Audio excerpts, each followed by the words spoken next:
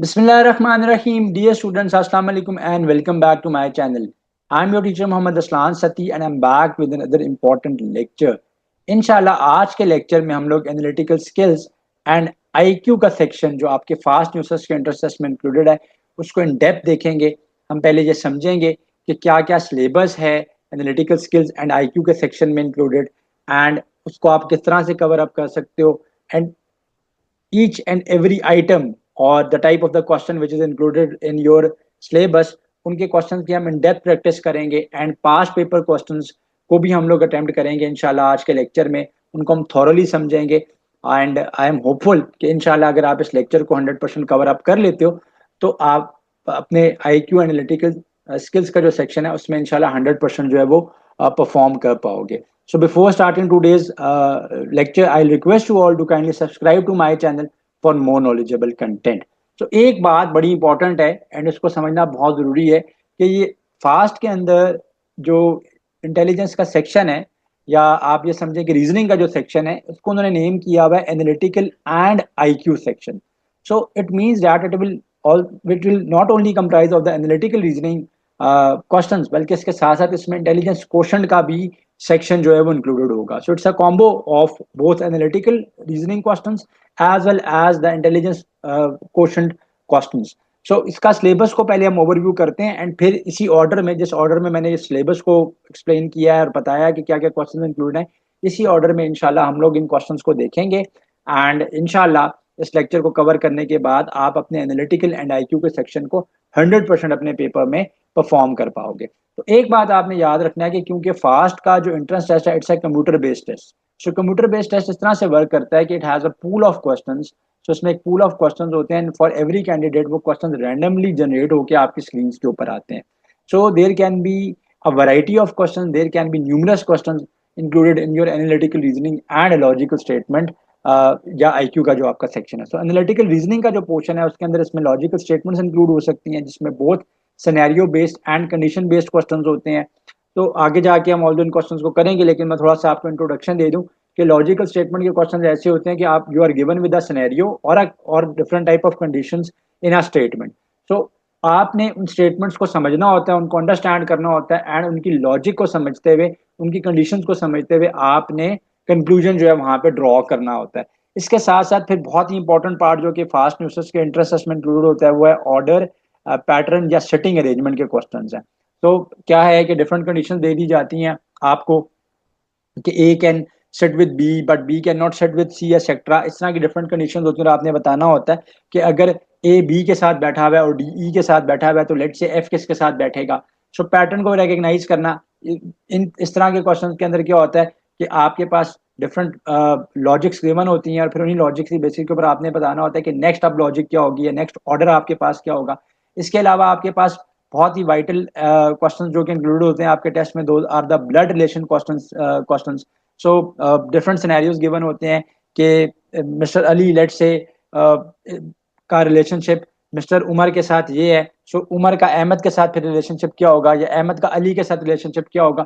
So blood relationship के question आपके पास include होते हैं। इसके अलावा डायरेक्शन के क्वेश्चन गिवन होते हैं। डायरेक्शन के क्वेश्चन में बोथ वो ये कह सकता है कि A is going towards north then he moves towards south, या फिर वो ये कह सकता है कि नॉर्थ की तरफ जा रहा है फिर उसने 90 डिग्री का टर्न लिया या 270 डिग्री का टर्न लिया। तो डिफरेंट टाइप ऑफ डायरेक्शन के क्वेश्चन जो है इंक्लूडेड होते हैं। इसके अलावा लॉजिकल सीरीज इंक्लूड होती है आपके पेपर के अंदर, यानी डिफरेंट न्यूमेरिकल सीरीज गिवन होती हैं। न्यूमेरिकल सीरीज की बेसिस के ऊपर आपको ये पूछ रहा होता है कि आपने आपके पास अब नेक्स्ट टर्म सीरीज में क्या आएगी। तो not only numerical but alphabetical series भी आपके आईक्यू के सेक्शन में या एनालिटिकल रीजनिंग के सेक्शन में इंक्लूडेड है एंड इसके साथ साथ अल्फा न्यूमेरिक सीरीज भी आपके जो लॉजिकल सीरीज के क्वेश्चन है उनके अंदर आ सकती है। And last but not the least very important that is coding and decoding. So sometimes paper में आपके पास कोडिंग एंड डिकोडिंग के क्वेश्चंस भी इंक्लूड होते हैं।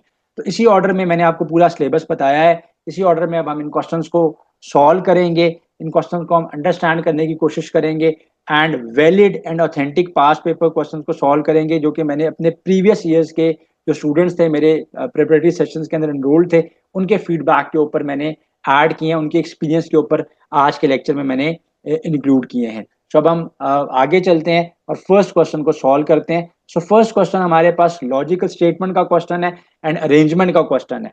तो फर्स्ट क्वेश्चन के अंदर एग्जामिनर आपको कह रहा है कि 5 educational films A B C D and E are to be shown to a group of students, the films are to be shown in a particular order which confirms to the following conditions. तो ये इस तरह के question को आपने कैसे crack करना है कि सबसे पहले आपने देखना है कि क्या आपके पास सिनेरियो गिवन है। सो सिनेरियो मेरे पास क्या गिवन है, पहले उसको समझना है। फिर क्या कंडीशंस, क्या डिफरेंट टाइप ऑफ कंडीशंस जो है वो आपके पास इस सिनेरियो के लिए गिवन है, आपने उनको देखना है। एंड फिर उन कंडीशंस की बेसिस के ऊपर आपने क्या करना है कि आपने इन क्वेश्चंस का आंसर देना है। सो सिनेरियो क्या है हमारे पास कि 5 एजुकेशनल फिल्म्स हैं जिसमें A B C D and E हैं उन फिल्म्स के name. They are shown to a group of students and इन फिल्म्स को जो है एक ग्रुप ऑफ स्टूडेंट्स को शो किया जाएगा। सो 5 एजुकेशन फिल्म्स में फर्स्ट फिल्म ए है, सेकंड बी है, थर्ड सी है, फोर्थ है डी एंड फिफ्थ है ई। अब कंडीशंस क्या गिवन हैं? सो कंडीशंस क्या है कि A must be shown earlier than C. So the first condition is A must be shown earlier than C. The second condition is B must be shown earlier than D. Second condition क्या है कि B को आपने D से पहले play करना है, B must be shown earlier than D. So first condition है कि A should be shown earlier than C. Second condition है कि B should be shown earlier than D. Third condition है E should not be the fifth film. So E can not be the fifth film played. So तीन conditions आपके पास given है। सो जिस तरह से मैंने मैट्रिक आपको दे देता हूँ, एक मटेप आपको दे देता हूँ कि जिस तरह से मैंने इन कंडीशंस को अपनी वर्डिंग में राइट कर लिया है, आप इस तरह से इन कंडीशंस को डिफरेंट शॉर्टकट मेथड्स में राइट कर लें। जो रफ पेपर आपको को दिया जाएगा, पेपर में अपना रफ वर्क करने के लिए जो पेपर आपको दिए जाएंगे, सो उनके ऊपर आप इस तरह से कंडीशंस को लिख लें। इसका आपको एडवांटेज ये होगा कि बार बार आपको कंडीशंस को गो थ्रू नहीं करना पड़ेगा और आप कंफ्यूजन से बच जाएंगे। जब आप कंफ्यूजन का शिकार नहीं होगे तो आप करेक्टली जो है वो आंसर को दे पाओगे। तो पहली कंडीशन क्या है मुझे यहाँ से नजर आ रही है, वो ये है कि ए जो है it should be shown earlier than C, B should be shown earlier than D and E can never be the fifth film. तो अब हमने ये बताना है कि क्या एक्सेप्टेबल ऑर्डर है to be shown for these educational films. तो किस ऑर्डर को हम फॉलो कर सकते हैं to be shown without violating these conditions. So इन कंडीशंस की कंफर्मिटी के साथ, यानी इन कंडीशंस को फॉलो करते हुए क्या करेक्ट ऑर्डर हो सकता है from the given options, in in options में से इन कंडीशंस को फॉलो करते हुए। इजीएस्ट वे इन क्वेश्चंस को सॉल्व करने का क्या है कि एक दफा आपने कंडीशंस को हाईलाइट कर लिया कि क्या क्या कंडीशंस आपके पास गिवन है। अब हम क्या करेंगे कि जो भी गिवन ऑप्शंस हमारे पास हैं या जो भी चॉइसेस हमारे पास हैं उनको हम चेकआउट करेंगे कि कौन सी चॉइसेस जो हैं गिवन कंडीशंस को फॉलो कर रही हैं एंड जो सी चॉइसेस गिवन कंडीशन को फॉलो नहीं कर रही, हम उसको डिस्कार्ड करते जाएंगे एंड इन द एंड हम आंसर तक पहुंच जाएंगे और आंसर होगा जो कि इन सारी की सारी कंडीशंस को फॉलो कर रहा होगा। सो फर्स्ट ऑप्शन को हम चेकआउट करते हैं, ए सी बी डी एंड ई। सो ये इस कंडीशन को तो फॉलो कर रहा है जो कि फर्स्ट कंडीशन है कि A should be shown earlier than C. Second condition को भी ये फॉलो कर रहा है कि B should be shown earlier than D. But third condition थी कि E can not be the fifth film. So E should not be the fifth film. So E यहाँ पे जो है वो फिफ्थ नंबर के ऊपर है। तो ये इस कंडीशन को वायलेट कर रहा है, इस वजह से इस ऑप्शन को मैं क्या कर दूंगा, डिस्कार्ड कर दूंगा। So this is not the correct option here. So first option तो मैंने डिस्कार्ड कर दी। नेक्स्ट ऑप्शन को हम चेक करते हैं, ऑप्शन बी को या चॉइस बी को हम चेकआउट करते हैं। तो इसमें पहले ए है फिर सी है। सो फर्स्ट कंडीशन तो मेरी 100% फुलफिल हो रही है कि A should be shown earlier than C, तो ये बात तो यहाँ तक बिल्कुल करेक्ट है। नेक्स्ट है डी पहले है एंड ई बाद में। अब इसने सेकंड कंडीशन को क्या कर दिया, सेकंड कंडीशन को इसने वॉयलेट कर दिया है। सेकंड कंडीशन को इसने की वॉयलेशन इसने इस तरह से की है कि सेकंड कंडीशन आपको क्या कहती थी कि B should be shown earlier than D, यानी बी को डी से पहले दिखाना है, जबकि यहाँ पे बी जो है वो बाद में है और डी जो है वो पहले है। इसलिए this option is totally incorrect. So मैं इस ऑप्शन को भी डिस्कार्ड कर दूंगा, इस चॉइस को भी मैं डिस्कार्ड कर दूंगा। Now moving on to the next option. So next option मेरे पास ऑप्शन सी है। ऑप्शन सी में मैं अगर देखूं तो यहाँ पे बी पहले है डी बाद में है, बिल्कुल ठीक है। सेकंड कंडीशन को फॉलो कर रहा है कि B should be shown earlier than D, तो ये बात बिल्कुल करेक्ट है। और फिर हमारे पास थर्ड फिल्म सी है। अब थर्ड फिल्म जब सी है एंड फोर्थ फिल्म ए है, तो इसने इस कंडीशन को वायलेट कर दिया है कि जिस कंडीशन जो फर्स्ट कंडीशन थी जो कि ये कहती थी कि A should be shown earlier than C. So A ने सी से पहले प्ले होना था, जबकि यहाँ पे क्या है सी पहले है और ए बाद में है। साथ ही साथ फिफ्थ फिल्म जो है वो ई नहीं हो सकती, यहाँ पे फिफ्थ फिल्म भी ई है। तो ये बहुत सी चीज़ों को फॉलो नहीं कर रहा, बहुत सी कंडीशंस की वॉयलेशन कर रहा है, तो ये ऑप्शन भी इनकरेक्ट है, तो मैं इसको भी डिस्कार्ड कर दूंगा। So moving on to the next option. So next option क्या है मेरे पास? नेक्स्ट ऑप्शन है, फर्स्ट है पहले बी, फिर डी है। सो इस चॉइस को तो फर्स्ट सेकंड कंडीशन को तो जो टोटली फॉलो कर रहा है। फिर मेरे पास ई को प्ले किया गया है, ई को फिफ्थ फिल्म नहीं होना चाहिए था, फिफ्थ पोजीशन के अलावा वो किसी भी पोजीशन के ऊपर प्ले की जा सकती है, तो ये इसको भी फॉलो कर रहा है, क्योंकि यहाँ पे ये थर्ड पोजीशन के ऊपर जो है वो इसको प्ले किया गया है, इसको दिखाया गया है। एंड देन ए है और फिर सी है। सो फर्स्ट कंडीशन भी फॉलो हो रही है कि जिसमें था कि A should be shown earlier than C, तो ए भी सी से पहले है, फर्स्ट कंडीशन भी फॉलो होगी। बी भी डी से पहले है, सेकंड कंडीशन भी फॉलो होगी। एंड थर्ड कंडीशन क्या थी कि ई को पांचवें नंबर पे नहीं दिखाना, फिफ्थ नंबर पे नहीं दिखाना, ई को यहाँ पे थर्ड नंबर पे दिखाया गया, फिफ्थ नंबर पे नहीं है, इसका मतलब है ये कंडीशन भी फॉलो हो रही है। So only option D is the choice है जो कि सारी की सारी कंडीशंस को 100% जो है फॉलो कर रहा है, तो ये मेरा करेक्ट आंसर आ जाएगा। तो अरेंजमेंट के क्वेश्चंस के अंदर या ऑर्डर के क्वेश्चंस के अंदर जो इस तरह की लॉजिकल या एनालिटिकल रीजनिंग के क्वेश्चंस हैं उनको आपने कैसे सॉल्व करना है, कि सबसे पहले आपने क्या करना है कि आपने कंडीशंस को अंडरस्टैंड करना है कि जो कंडीशंस गिवन है उनमें एग्जामिनर आपको क्या कह रहा है। सो कंडीशंस को आपने सबसे पहले अंडरस्टैंड करना है। अगर आप चाहो तो कंडीशंस को मैंने जैसे बताया कि जो आपके पास पेपर अवेलेबल है टू डू रफ वर्क, उसके ऊपर आप शॉर्ट हैंड में राइट डाउन कर लो, ताकि आपको बार बार कंडीशंस को गो थ्रू ना करना पड़े और आप कंफ्यूजन का शिकार ना हो। ये कोई मैंडेटरी स्टेप नहीं है, बट आपकी कन्वीनियंस के लिए, अगर आप चाहें, अगर आप समझते हैं कि इस तरह से प्रैक्टिस करने से आप अपने क्वेश्चंस को करेक्ट कर लेते हैं, तो पहले सबसे पहले तो स्टेप आप ये कर लें कि कंडीशंस को दोबारा रीराइट कर लें। सेकेंडली क्या है कि आप चेक करते जाए उन ऑप्शंस को कि कौन से ऑप्शन उन कंडीशंस को फॉलो कर रहे हैं, एंड कौन से ऑप्शन जो हैं वो उन कंडीशंस की वायलेशन कर रहे हैं और उनको फॉलो नहीं कर रहे हैं। तो जो ऑप्शन फॉलो नहीं कर रहा उसको आप डिस्कार्ड करते जाएं एंड आगे बढ़ते जाएं, and you will reach the correct answer inshallah. Many people, especially the experts in the field of forestry, are against all forest fires. They demand that all forest fires should be extinguished and let the forest die out by their own. ठीक है? The study of forest fires show that in the long run forest fires may in fact be beneficial to the ecology or as a whole. Among the following, which statement would logically follow from one of the observations referred in the above passage? So इस question में आपको ये कह रहा है कि बहुत से पीपल, स्पेशली एक्सपर्ट ये कहते हैं, जो फॉरेस्ट्री के एक्सपर्ट्स हैं, ठीक है, वो जो है they are against the forest fires. They demand that all forest fires should be extinguished and let the forest die out by their own. ठीक है? नेक्स्ट, जहां तक एक जो है लॉजिकल डिडक्शन जो हमने से इन्फर करनी है, तो एक इंफॉर्मेशन हमें ये मिल रही है, जो सेकंड इंफॉर्मेशन इसके अंदर से मिल रही है, अब हम उसके ऊपर चलते हैं। The study of the forest fires show that in the long run forest fires में in fact be beneficial to the ecology as a whole. So now this statement is in contradiction with the first one, क्योंकि first one में वो ये कह रहे हैं कि the forest experts they think that fires should be extinguished and the forest should die out on their own. ठीक है? नेक्स्ट में वो ये कह रहा है कि फॉरेस्ट फायर तो बेनिफिशियल है, ठीक है, इकोलॉजी के लिए, यानी इकोसिस्टम के लिए आपके, they are beneficial as a whole. Among the following, which statement would logically follow from one of the observations referred in the passage above? So there are two premises in this question. So there are two premises in this question. One premises says that the forest should die out on their own and all the forest fires should be extinguished. No forest fire should be allowed. The second premises, ठीक है, the second premises आपको क्या कह रहा है? Premises क्या है जो आपको earlier information given है? That is कि the forest fires show that in the longer run forest fires are beneficial to the ecosystem.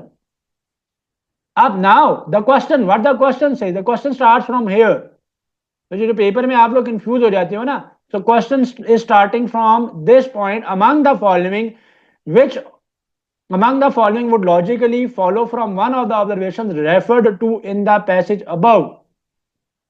So which statement is logically following the one of the observations? So there are two observations, again मैं बता रहा हूँ. One observation was saying that forest fires should not be allowed at all. The second statement was saying that forest fires are advantageous to the ecology of the forest. So we have to find out a statement which is promoting the logical follow-up from one of the observations. So किसी एक observation से वो जो है वो match करेगा. So option A says the reason of almost all forest fires is natural. No, we don't have any such kind of information in the given paragraph. ठीक है, उसने सिर्फ कहा कि फॉरेस्ट फायर्स को एक्सटिंग्विश करना चाहिए. समटाइम्स फॉरेस्ट फायर्स किसी की गलती की वजह से भी लगती हैं.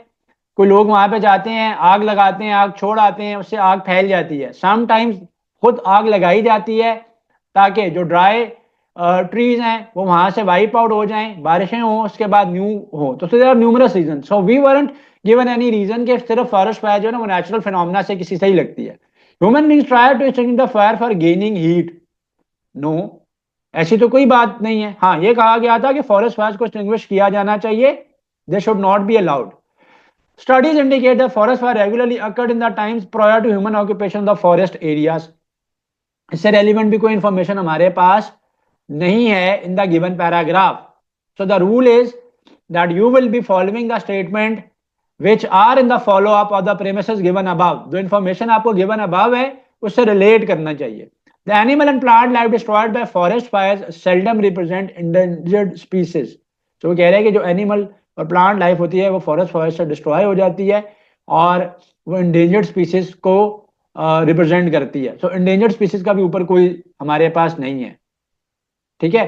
अब occasionally the small fire prevents a large scale fire by accumulation of flammable materials. So हमने वो बताना है कि जो ऊपर गिवन इंफॉर्मेशन को सपोर्ट कर रहा हो और एज इट इज सपोर्ट कर रहा हो. अब ऑप्शन ई के अंदर वो क्या कह रहा है कि ओकेजनली यानी कभी कभार जो स्मॉल फायर होती हैं वो लार्ज स्केल फायर को प्रिवेंट करती हैं. ठीक है, by the accumulation of, by the collection of flammable materials. ये बात उसको सपोर्ट कर रही है. किस बात को सपोर्ट कर रही है? It is supporting the second premises जिसमें वो ये कह रहा था कि फॉरेस्ट फायर्स इकोसिस्टम के लिए बेनिफिशियल है समटाइम्स. तो यहां पे उसका एक बेनिफिट नजर आ रहा है कि अगर आप स्मॉल फायर्स लगाते हो, ठीक है, तो स्मॉल फायर्स प्रिवेंट करती हैं किसको? लार्ज स्केल फायर्स को प्रिवेंट करती हैं by the accumulation of flammable materials. ठीक है, बाय द एक्यूमुलेशन यानी कलेक्शन ऑफ फ्लेमेबल मटेरियल्स है. देखें, स्मॉल फायर लगेगी तो वो जगह पे क्या होगा, सारी ग्रीनरी खत्म हो जाएगी, वो जगह वहां से ड्राई हो जाएगी, बैरन हो जाएगी. जब उसके इर्द गिर्द जो है वो आपके पास फायर आएगी तो वो उस जगह से आगे एक्सपैंड नहीं कर सकेगी क्योंकि वहां पे कोई ग्रीनरी नहीं थी या कोई ऐसा ड्राई एरिया नहीं था, यानी ड्राई वुड या ड्राई ग्रास नहीं था जिसको आगे फायर कैच करता. वहां पे तो जो फायर थी वो खुद खत्म हो चुकी थी पहले, जब छोटी फायर लगाई इस तरह से सर्कल्स में कि वो ज्यादा ना फैल सके. तो वो आपको क्या करेगा कि फ्लेमेबल मटेरियल्स को पहले ही जो है वो उनको वो जला चुका है, वो उसके स्प्रेड को रोकेगा. तो ये जो एडवांटेज है ना कि स्मॉल फायर प्रिवेंट करती हैं लार्ज स्केल फायर्स को, ये बात सेकंड लॉजिकल प्रेमिसेस को सपोर्ट कर रहा था कि fire sometimes are beneficial for the ecological system. And option E made was saying that कि अगर आप स्मॉल फायर्स जो हैं वो लार्ज स्केल फायर को प्रिवेंट करते हैं. सो दिस क्वेश्चन, ठीक है, in 1970 Shaheen in earned rupees 10 million in hotel businesses. By 1990 revenue doubled and in 2000 it reached the sum of rupees 40 million.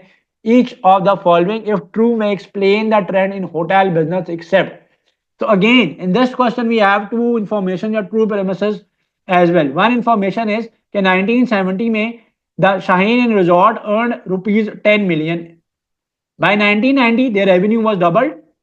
ठीक है, डबल का मतलब क्या है, 10 मिलियन से वो 20 मिलियन हो गया. And in the 2000s again it doubled. यही वजह है कि वो 20 का डबल होकर 40 मिलियन हुआ है.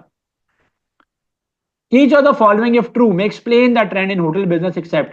वो कह रहे हैं कि हर कोई जो है वो इसमें से जो स्टेटमेंट ट्रू है वो इन गिवन स्टेटमेंट्स को सपोर्ट कर रही है सवाए कोई एक स्टेटमेंट के which is not supporting it. ठीक है, again the question says that each of the following if true may explain the trend in hotel business. So there are 5 choices A till E.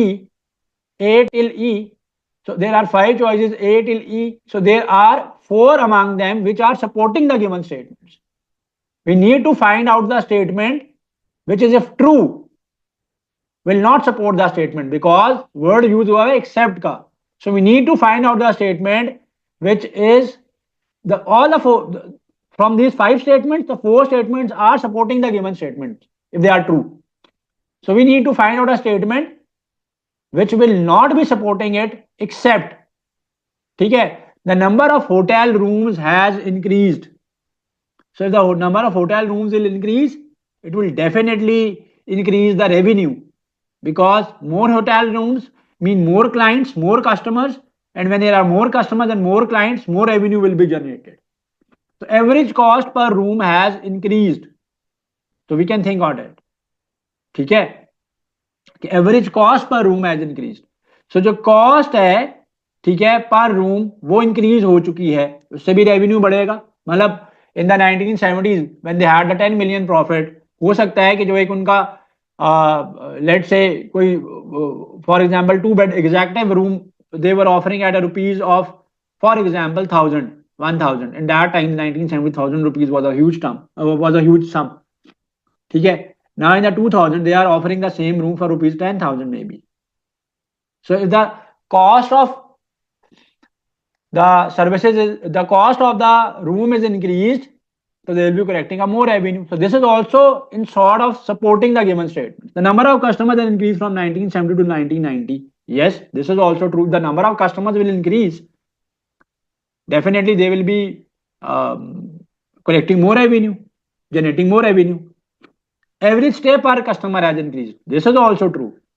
If the customers will be living for more number of days in the hotels, they will be paying more fee for their services. Okay, they will be paying more amount for the services they have utilized there. So in turn, it will generate more revenue. Now, the last statement says the average price of customer services has increased. So if the average price of the customer services will increase, so this will not increase the revenue, it will in turn decrease the revenue, because if the services you were providing the customers previously costed rupees 5,000, for example, if a customer was paying rupees 10,000 for all the amenities for a day staying in that hotel in the 2000s, and it costed the hotel management rupees 5,000 for the services they have provided them, including the electricity they used, the other services they used, the free breakfast services they have utilized in their hotel while staying there. So their profit was 5,000 rupees. But if this average customer cost will jump up to 7,000 rupees, so their profit margins will decrease. So this statement is not supporting the given statements. So this question was there in the phase 1 exam as well. So the Rawalpindi City Council started a publicity campaign for connecting people to use public transport rather than their own transport in the city. So the Rawalpindi City Council started a publicity campaign. Basically, they were trying to advert something, they were trying to advertise something for the masses. So publicity campaign is a type of advertisement, ठीक है, जिसको इस तरीके से target किया जाता है कि not to the specific customers but to the masses, but to all the citizens or all the people. For example, if a company is advertising their car, ठीक है, so it is targeting those customers which are inclined in buying towards those cars, ठीक है, due to feature या वो हो सकता है. सो एक एडवर्टाइजमेंट है, टारगेटेड मार्केटिंग होती है. पब्लिसिटी क्या होती है? ऐसी एडवर्टाइजमेंट होती है कि जिससे आप लोगों में कोई इंफॉर्मेशन स्प्रेड करना चाहते हैं, लोगों में कोई अवेयरनेस स्प्रेड करना चाहते हैं.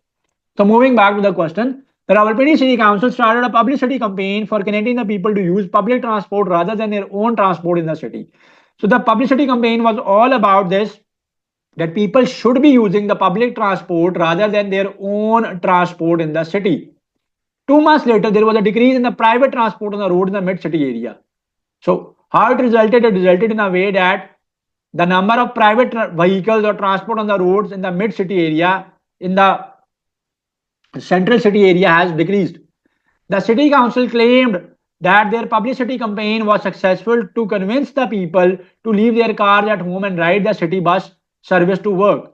So now those who were advertising it, who were publicizing it, they concluded that people were more inclined to use their services, the transport services they had made up, and as a result people are now leaving their cars at home and they are using those metro bus services or the government bus services to work, right?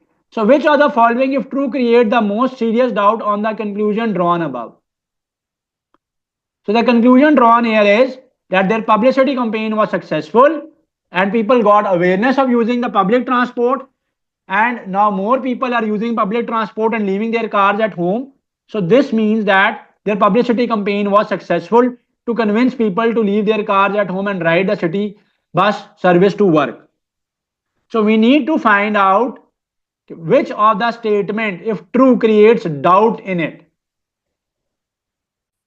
So we need to find out the statement which creates a serious doubt on the claim of the city council. There was a subsequent increase in the use of CNG. We weren't given any information which was related to the CNG or the use of CNG in that public transport.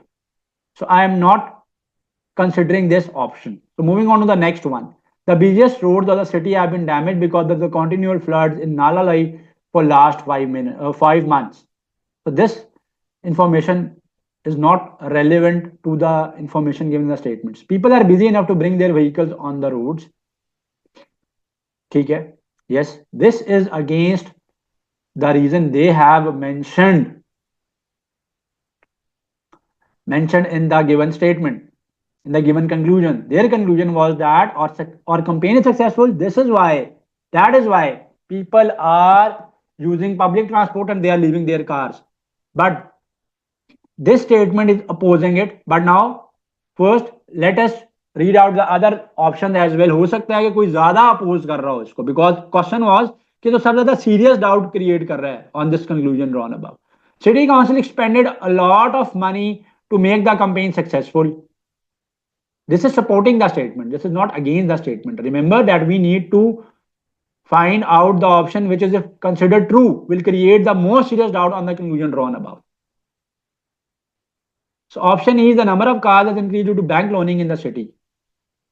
This is also supporting the statement. It's not creating doubt on the statement. If the number of cars will increase in the city, more people will try to prefer using the public transport if it is good and if it is time saving. Because more numbers of cars, so Rawalpindi is a congested city, people will get stuck in traffic, and as a result, they will be having it will be costing them more, and it will be taking them more to travel from one place to another other place. So cost और time जो है वो increase हो जाएगा, तो इसलिए वो public transport use करेंगे. हमने वो बताना है कि जो पब्लिक ट्रांसपोर्ट के यूज को डाउटफुल करेगा, जो उनका कंफ्यूजन था. तो पीपल बिजी हैं, इस वजह से वो अपनी गाड़ियां सड़कों पे नहीं ला रहे हैं और उन्होंने पब्लिक ट्रांसपोर्ट यूज किया. जबकि वो ये क्लेम कर रहे थे कि हमारी अवेयरनेस कैंपेन की वजह से लोगों ने पब्लिक ट्रांसपोर्ट यूज करना स्टार्ट किया है और उसको ड्रॉप कर दिया है of idea taking their own car, taking their own conveyance to work. Another repeated question: dietitians claim that those who seek help to quit the habit of overeating are unable to stop overeating.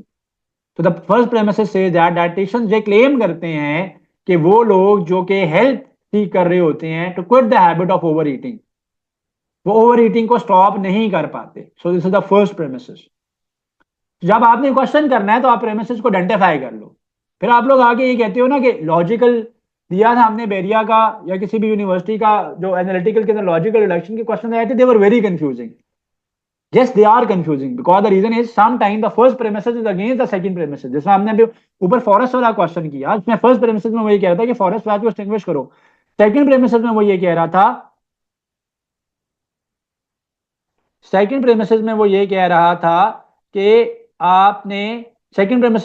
रहा था कि आपने क्या करना है कि आपने forest fire को सपोर्ट कर रहा था. वो क्यों सपोर्ट कर रहा था? वो इसलिए सपोर्ट कर रहा था, वो कह रहा था कि जी उनका एडवांटेज है और उनका एडवांटेज ये है कि आप जो है वो ज्यादा जो है वो इकोलॉजिकल सिस्टम को सपोर्ट करते हैं. और फिर हमने वही उसमें से ऑप्शन ढूंढा था.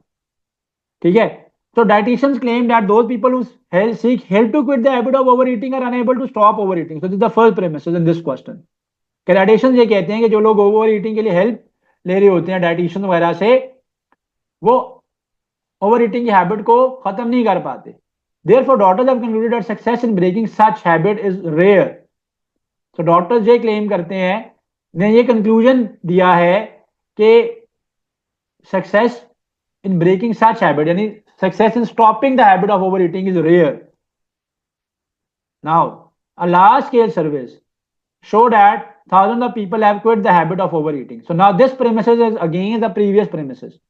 पहली बात ये थी कि डाइटिशियन ये क्लेम करते हैं कि people who are unable to stop overeating, are who seek help to quit the habit of overeating are unable to stop overeating. Second में ये कह रहा था कि डॉक्टर ने एक कंक्लूजन दिया है कि ओवर ईटिंग की हैबिट को खत्म करना इज वेरी रेयर. अब जो थर्ड प्रेमाइसिस है यहाँ पे, a large scale survey shows that thousands of people have quit the habit of overeating.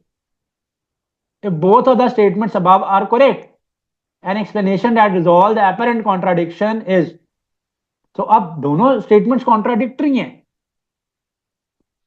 इसमें वो ये कह रहा है एक सर्वे किया गया है और उस सर्वे के अंदर ये पता चला है कि thousand of people have quit the habit of over eating. Thousand of people have quit the habit of over eating, right. बहुत से लोग ऐसे हैं, थाउजेंड ऑफ लोग ऐसे हैं जो कि ओवर ईटिंग की हैबिट को क्विट कर चुके हैं. ऊपर तो ये कह रहा था कि quitting is not easy, it's very rare. So we need to find out if both the statements above are correct, an explanation that resolve the apparent contradiction. Contradiction क्या है? एक में कह रहा है कि नहीं खत्म कर पाते, दूसरे में कह रहा है कि सर्वे बता रहा है कि बहुत से लोगों ने हैबिट ऑफ ओवर ईटिंग को क्विट कर दिया है. तो उस कॉन्ट्राडिक्शन को रिजॉल्व कौन सी बात कर रही है, कौन सा ऑप्शन कर रहा है, वो ढूंढना. Dietitian do not work seriously to the people are not satisfied with the treatment. ऐसा तो कुछ नहीं है. The survey was conducted at only the posh areas of the big cities, so it is based on wrong sample. We don't have any information related to कि samples कहाँ पे लिए गए. So this is not also resolving the contradiction. Will power play a vital role in success to quit such habits? Yes, this might be one reason कि will power depend करता है. जो लोग डाइटिशियन के पास गए किसी और की हेल्प ले रहे थे, मे बी हो सकता है उनकी विल पावर ज्यादा स्ट्रांग नहीं थी. But let us first read out the other options. People need more food. एक ऑप्शन ये भी है कि people they need more food. Now let us read the option E. Those who succeeded in quitting the overeating did not go to the dietitians for treatment, so are not included in the dietitian's data. Yes, this is stopping the contradiction between, it is balancing the contradiction between both statements. क्योंकि इसमें वो ये कह रहा है कि जिन लोगों ने ओवर ईटिंग की हैबिट को क्विट किया है, वो सर्वे में जो लोग हैं जिन्होंने क्विट किया है वो डाइटिशियंस के डाटा में नहीं थे, क्योंकि we had two types of data. One data was from the dietitians. Dietitian ने कहा जी हमारे जो क्लाइंट्स थे जिन्होंने हमसे सीख की help, many of them were unsuccessful to stop the habit of overeating. ठीक है. और डॉक्टर ये कहते हैं कि ओवर ईटिंग को खत्म करना is a rare habit. Survey ये कह रहा था कि thousand of people have stop the habit of over eating. So the reason is the people who have quitted the habit of over eating weren't included in their data. So they hadn't consulted any dietitians for the process of quitting the habit of overeating. Next question. Drama producers earn their profits primarily from advertising revenue, and potential advertisers are more likely to advertise on a TV with wide network, a large number of cable operators and other viewers. So first premises says that कि drama producers को जो ज्यादा revenue आता है, ज्यादा profit earn करते हैं, वो जो उनके ड्रामास के दौरान एडवर्टाइजमेंट्स आती हैं वहां से अर्न करते हैं. और जो एडवर्टाइजर्स होते हैं, एडवर्टाइजिंग एजेंसीज होती हैं, वो ये चाहते हैं कि उस टीवी नेटवर्क के ऊपर अपने ऐड चलाएं जिनको ज्यादा लोग देखते हैं, जिनके नंबर ऑफ केबल ऑपरेटर्स भी ज्यादा हैं, जिनके व्यूअर्स भी ज्यादा हैं. सो फर्स्ट प्राइमेसिस ये है. सेकंड प्राइमेसिस क्या कह रहा है? However, the coverage of the channel that is currently the most popular one in the city has steadily declined during the last 2 years, while the coverage of one of its competitors steadily increased. So in the second premises वो ये कह रहा है कि a TV channel which was popular among the people, उसका जो graph है popularity का वो डिक्लाइन कर रहा है, स्टेडीली डिक्लाइन कर रहा है. जबकि जो उसका कॉम्पिटिटर था लास्ट 2 इयर्स के दौरान, उसकी कवरेज जो है वो बहुत ज्यादा इंक्रीज हुई है. Any of the following if true would explain the apparent discrepancy between the statements above. तो ज्यादा कोई डिस्क्रिपेंसी नहीं है, उसने क्वेश्चन को कंफ्यूजिंग बना दिया कि इसमें डिस्क्रिपेंसी है. देखिए डिस्क्रिपेंसी तो ज्यादा तब होती है ना कि जब वो जो पहली बात थी अगली बात को कॉन्ट्राडिक्ट कर रहा होता. ठीक है.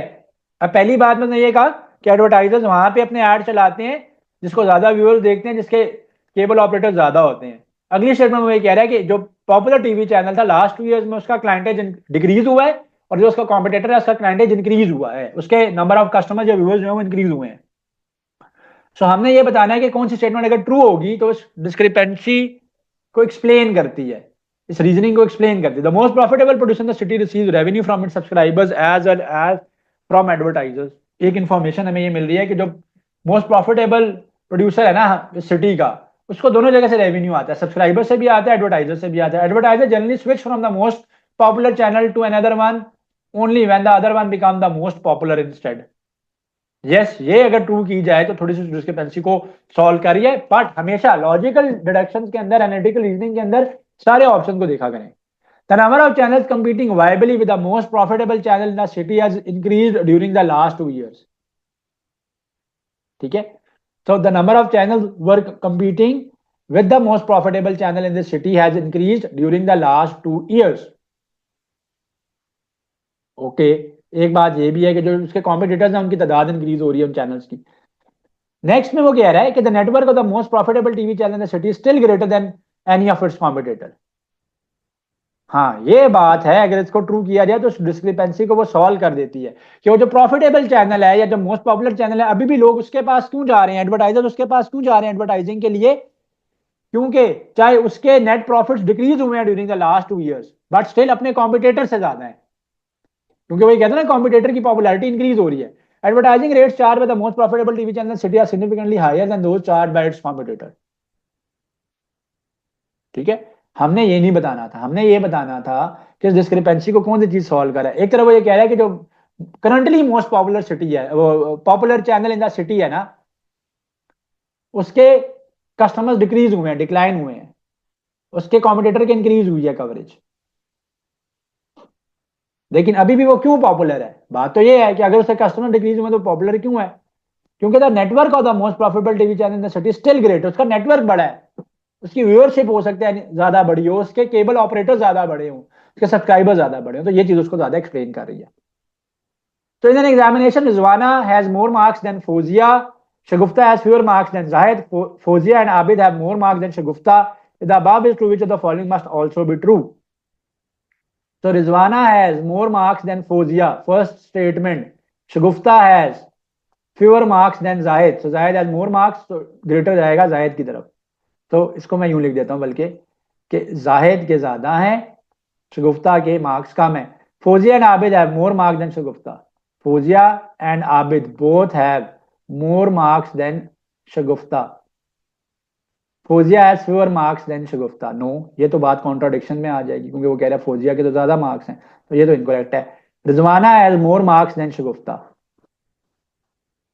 Yes, this is true, this must also be true, because if Fozia and Abid have more marks than Shagufta and Rizwana had greater marks than Fozia, इसका मतलब है रिजवाना के मार्क्स शगुफ्ता से भी ज्यादा है। ठीक है, so this statement is true. तो moving on to the next question. In Olympic games the flags of 6 nations were flown on the mast in the following way.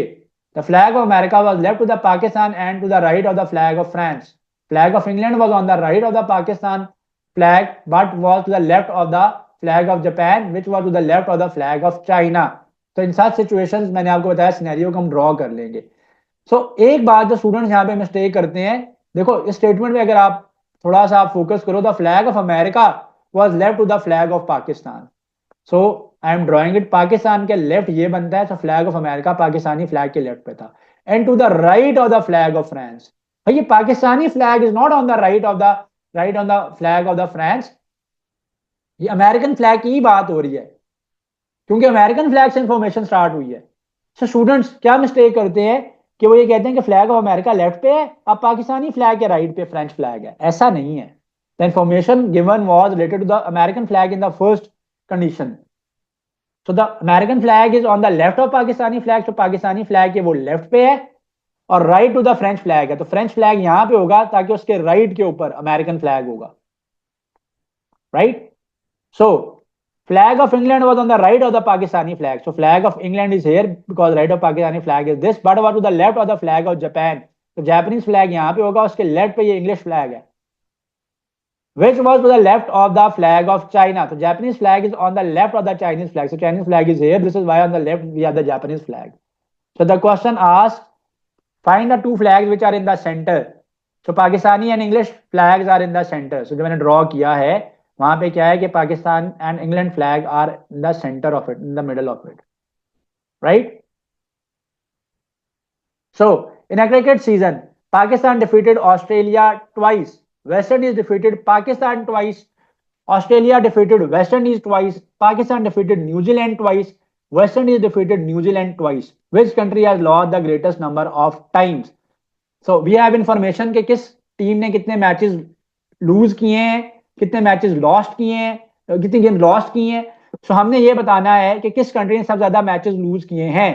तो हम इनकी नंबर ऑफ डिफीट्स को कलेक्ट करना शुरू करेंगे. तो कौन कौन से कंट्रीज हैं? पाकिस्तान है, वेस्ट इंडीज है, we have Australia and then we have New Zealand. So Pakistan है, ऑस्ट्रेलिया है, वेस्ट इंडीज है एंड न्यूजीलैंड है. Yes, these 4 countries are given. तो हम नंबर ऑफ डिफीट्स को जमा करते हैं. तो Pakistan defeated Australia twice. So Australia को 2 डिफीट्स मिली हैं. West Indies defeated Pakistan twice. Again Pakistan को 2 डिफीट्स मिली हैं. Australia defeated West Indies twice. West Indies को भी 2 डिफीट्स मिली हैं. Pakistan defeated New Zealand twice. Pakistan ने न्यूजीलैंड को 2 डिफीट्स दी हैं, सो न्यूजीलैंड को भी 2 डिफीट्स मिली हैं. West Indies defeated New Zealand twice. So 2 defeats New Zealand को वेस्ट इंडीज से भी मिली हैं. मैंने क्यों डिफीट्स को कलेक्ट किया? Because we have to tell कि कितनी नंबर ऑफ गेम्स लूज हुई हैं, लॉस्ट की गई हैं. तो न्यूजीलैंड ने सबसे ज्यादा 4 गेम्स को लॉस्ट किया है. So moving on to the next question. Relationship का क्वेश्चन है. पेपर के अंदर एक ऐसा क्वेश्चन होता है, मैंने बताया था कि इसको आपने रिवर्स में ड्रॉ कर लेना है. Pointing to a photograph of a boy, mister Arif said he is the son of the only son of my mother. How is mister Arif related to that boy? So एक फोटोग्राफ है and the photograph is of a boy and mister Arif is pointing toward that photograph. तो reverse में आप draw कर लो. Mister Arif said he is the son of the, this boy is the son of the only son of the only son of my mother. मेरी mother के जो only son है. सो mother किसकी है? मिस्टर आरिफ की है. तो मदर के क्या है? ओनली सन है. अगर एक पर्सन की मदर हैज ओनली 1 सन और वो वही सन होगा, फिर आरिफ साहब अपनी बात ही कर रहे हैं ना. आरिफ साहब ये कह रहे हैं कि मेरी मदर का एक ही बेटा है, तो आरिफ साहब अपनी बात कर रहे हैं. और ये जो बॉय है इन द पिक्चर, वो उनके इकलौते, उनकी वालिदा के, उनकी मदर के इकलौते बेटे का अकेला बेटा है. तो आरिफ साहब का वो बेटा हुआ. Arif Sahab is the father of that boy. So mister Arif is the father of that boy, right जी. So moving on to another question. The examiner says Zara told Sarah, the girl I met yesterday at the beach was the youngest daughter of the brother-in-law of my friend's mother. So Zara is telling Sarah about a girl. How is the girl related to Zara's friend?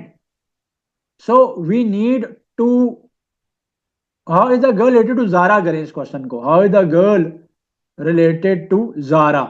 तो correct this question. How is the girl related to Zara? वो girl Zaara की क्या लगती है? या फिर ये question यूं आ सकता है कंफ्यूजन क्रिएट करने के लिए. How is the girl related to Sara's friend? So Sara's friend is Zara because this is why Zara is telling this to Sara. So to create confusion in this question, at the end of the question it is written how is the girl related to Sarah's friend. So Zara की friend से उसका कोई ताल्लुक नहीं है. देखो, मैं आपको किसी के बारे में बताता हूं कि this person is my cousin, so that person is my cousin. If I am telling any one of you who is watching this video, उसका मतलब ये नहीं है कि वो उसका cousin है. So I am telling you that he she is my cousin, so I am related to that person. तो यहाँ पे ज़ारा सारा को बता रही है, ठीक है ना. So Zara is telling Sarah, the girl I met yesterday, the girl whom Zara met yesterday at the beach was the youngest daughter of the brother-in-law of my friend's mother. ओहो, ये रॉन्ग हो गया. ठहरो ठहरो ठहरो ठहरो, friend के बारे में ही बता रही है वो. आई थॉट कि एक और क्वेश्चन है जो रिपीटेड है. चलो, let me read it out again. Sorry for the confusion I created for you guys. So Zara told Sarah, the girl I met yesterday at the beach was the youngest daughter of the brother-in-law of my friend's mother. So Zara is telling Sarah. How is the girl related to Zara's friend? So there is a girl whom Zara met at the beach yesterday is the youngest daughter of the brother-in-law of the brother-in-law of Zara's friend's mother. So there is Zara's friend, and then brother-in-law of my friend's mother. So Zara की friend की जो mother है, उनके जो brother in law है वो लड़की उनकी डॉटर थी. So the question is, how is the girl related to Zara's friend? तो Zara की friend का और इस गर्ल का आपस में क्या रिलेशनशिप है, we have to find it out. तो मैंने बताया ड्रॉ कर लो, रिवर्स में चले जाया करो. सो फ्रेंड की मदर हुई, मदर के ब्रदर इन लॉ फ्रेंड के अंकल हुए, और this girl is the daughter of the brother in law. So उसके अंकल की डॉटर जो है वो फ्रेंड की क्या हुई, कजन हुई. So this is how you will be reverse engineering this question to solve it up. तो आपको sometimes लॉजिक को फाइंड आउट करने के लिए रिवर्स में जाना पड़ता है. तो इस क्वेश्चन में मैं इसको रिवर्स पे किया. क्वेश्चन नंबर 17 में वो ये कह रहा है कि mister Usman walks 5 kilometre towards south, then turns to the right. After walking 3 kilometre he turns to the left and walks 5 kilometre. What direction is he facing right now? So एक north है हमेशा टॉप पे, right hand पे हमेशा east है, opposite side पे हमेशा south है नॉर्थ के, तो ईस्ट के ऑपोजिट साइड पे हमेशा वेस्ट होता है. तो जब भी आपने ड्रॉ करना टॉप पे नॉर्थ और राइट हैंड पे ईस्ट, बाकी दोनों डायरेक्शंस आपके पास आ जाएंगी. आप मिस्टर उस्मान साउथ की तरफ गए हैं, सो 5 किलोमीटर ये साउथ की तरफ गए, मैंने यहाँ पे ड्रॉ किया हुआ है. सो टुवर्ड्स साउथ है. अब ये इस पोजीशन के ऊपर है. देखो आपको कैसे पता चलेगा कि उसका राइट क्या है लेफ्ट क्या है? आप अपने आप को इस पोजीशन की तरफ फेस करके देख लो. जब उनका फेस इस तरफ है तो राइट हैंड इस तरफ बनेगा. अगर आप वर्चुअली अपने आप को वहां पे सपोज करो कि अगर मैं वहां पे प्रेजेंट हूं, तो मेरे वहां पे प्रेजेंट होने से जो है मेरा राइट कहाँ पे बन रहा होगा, मेरा लेफ्ट कहाँ पे बन रहा होगा, तो आपको आइडिया हो जाएगा. तो जब ये यहाँ पे खड़ा हुआ है, इस पॉइंट के ऊपर खड़ा हुआ है, मैं इसको रेड में मार्क करता हूँ, तो इसका राइट जो है ना वो इस साइड पे बनेगा. ठीक है, इस साइड पे बनेगा राइट. सो वो राइट पे गया 3 किलोमीटर. उसके बाद वो कह रहा है कि अब जारी बात है उसकी डायरेक्शन यूं है. अब आप अगेन एक आदमी यहाँ पे अगर खड़ा हुआ है और उसका राइट ये बनेगा, उसका लेफ्ट ये बनेगा, तो आप वो वहां से अपने लेफ्ट के ऊपर मुड़ा है और 5 किलोमीटर टर्न किया. तो अगेन एक एरो, आप पहले आप क्या करोगे, साउथ पे गए, फिर आप अपने राइट पे मुड़े, फिर दोबारा आप अपने लेफ्ट पे मुड़े. तो ये डायरेक्शन ही बनती है. जब ये डायरेक्शन जो है ये साउथ है, तो is facing south. A man walks 10 kilometers towards north, then turns right, walks 4 kilometers. So north हमेशा टॉप पे है, नॉर्थ साउथ ईस्ट वेस्ट मैं ड्रॉ कर देता हूँ ताकि आप लोगों को समझने में आसानी हो. सो 10 किलोमीटर नॉर्थ पे गया वो अपने, राइट हैंड साइड उसका ये बनेगा, इस तरफ बनेगा, राइट हैंड साइड पे मुड़ा. ठीक है, राइट साइड पे मुड़ा, फिर 4 किलोमीटर गया, फिर यहाँ पे है, इस तरफ है. तो अगेन अब उसका फेस यूं है ना, जब उसका फेस इस तरफ है तो उसका राइट, दोबारा राइट मुड़ा है तो उसका राइट ये बनेगा. और जब दोबारा राइट पे मुड़ा है फिर 6 किलोमीटर गया है. तो पूछ रहा है किस डायरेक्शन को वो फेस कर रहा है. सो साउथ को ही फेस कर रहा है, नीचे की तरफ है तो साउथ को फेस कर रहा है. A man travels 7 kilometre east, takes 90 degree turn clockwise. So ऊपर वाला ही फ्रेम ऑफ रेफरेंस यूज कर लेते हैं. एक आदमी 7 किलोमीटर ईस्ट पे गया है, 90 डिग्री पे गया है अपने क्लॉकवाइज टर्न पे. So clockwise turn in the direction of the clock होगा तो वो यूं होगा. जब वो 90 डिग्री के टर्न पे आएगा, तो मैंने आपको बताया कि हर एडजेसेंट डायरेक्शन के अंदर 90 डिग्री का डिफरेंस होता है. तो वो अपने ईस्ट पे जा रहा था, ईस्ट से 90 डिग्री पे मुड़ा है, इस तरफ 90 डिग्री पे मुड़ा, तो 90 डिग्री पे उसके पास साउथ आ गया है. अब वो इस तरफ फेस कर रहा है, साउथ की तरफ फेस कर रहा है. फिर साउथ में 5 किलोमीटर चलने के बाद 5 किलोमीटर टर्न 270 डिग्री. तो 270 डिग्री का टर्न लेने का मैं आसान तरीका बताता हूँ. देखो 180 का टर्न तुम लोगे ना, क्लॉकवाइज लोगे या एंटी क्लॉकवाइज लोगे, तो बिल्कुल ऑपोजिट डायरेक्शन हो जाएगी.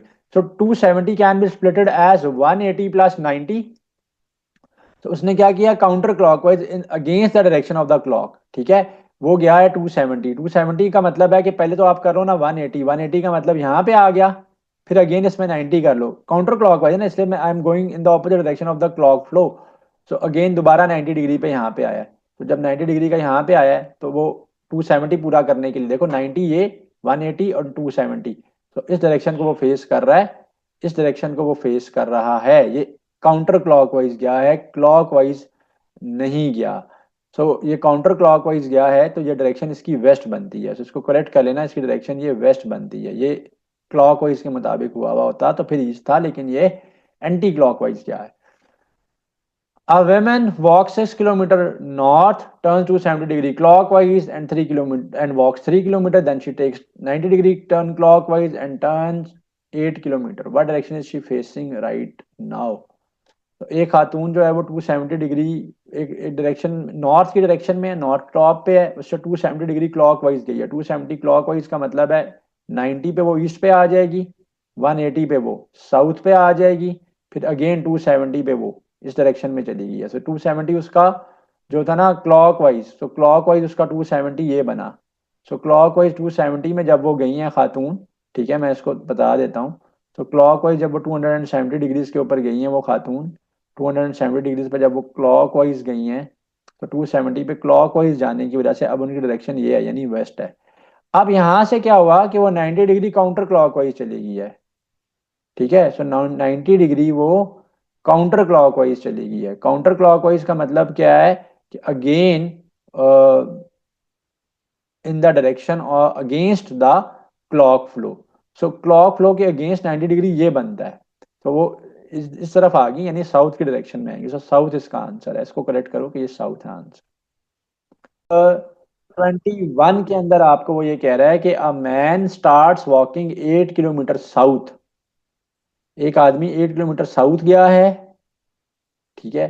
सो नॉर्थ, उसके ऑपोजिट साउथ, राइट हैंड पे हमेशा ईस्ट, तो उसके ऑपोजिट हमेशा waste.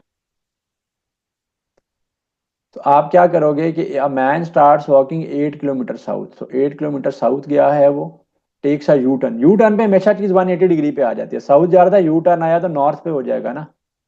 And walks 4 kilometre, then takes a 90 degree turn clockwise. अब 90 डिग्री क्लॉकवाइज इस तरफ आ गया, 6 किलोमीटर गया है, तो कहाँ पे है, ईस्ट में चल रहा है, इजी पीजी था। Ali drive 12 kilometre to north, Ali north में जा रहा है, 12 किलोमीटर गया, take a 90 degree turn to the west, west की तरफ मुड़ा। अब वेस्ट किस तरफ है, इस डायरेक्शन में है, तो 90 डिग्री वेस्ट पे चला गया आपने। And drive another 8 kilometre, finally takes a 180 degree turn clockwise. देखो 180 का टर्न क्लॉकवाइज हो या एंटी क्लॉकवाइज, हमेशा ऑपोजिट डायरेक्शन हो जाती है। तो अभी तो उसकी डायरेक्शन वेस्ट है ना, ये फ्रेम ऑफ रेफरेंस बना हुआ, ऊपर वाले क्वेश्चन के उठा लेते हैं। तो 180 डिग्री का टर्न लेगा तो ये डायरेक्शन हो जाएगी, चाहे क्लॉकवाइज लेता चाहे एंटी क्लॉकवाइज लेता। तो वेस्ट के ऑपोजिट हमेशा ईस्ट होगा, ऊपर फ्रेम ऑफ रेफरेंस से हेल्प ले लो, तो ईस्ट आ जाएगा। सो दिस इज हाउ आपने ये क्वेश्चंस करने हैं डायरेक्शंस वाले। Is Tuesday, then the day after tomorrow will be. अगर आज ट्यूसडे है तो डे आफ्टर टुमारो क्या होगा, आज ट्यूसडे है तो टुमारो क्या है, वेडनेसडे है, तो उसके बाद वाला दिन क्या होगा, day after tomorrow. Today is Tuesday, then the day after tomorrow. Tomorrow का मतलब है कि कल वेडनेसडे है, वेडनेसडे के बाद वाला दिन थर्सडे होगा, तो उसको करेक्ट करो, दिस इज थर्सडे, तो थर्सडे इज द आंसर है। So next question is, if next Friday is a holiday then 2 days before it will be. So if the next Friday, so if the next Friday is a holiday, Friday को holiday है, then 2 days before it will be. So Friday को चाहे holiday हो, Friday से 2 दिन पहले तो दिन वही रहेंगे, थर्सडे, और फिर उससे पहले क्या है, Wednesday.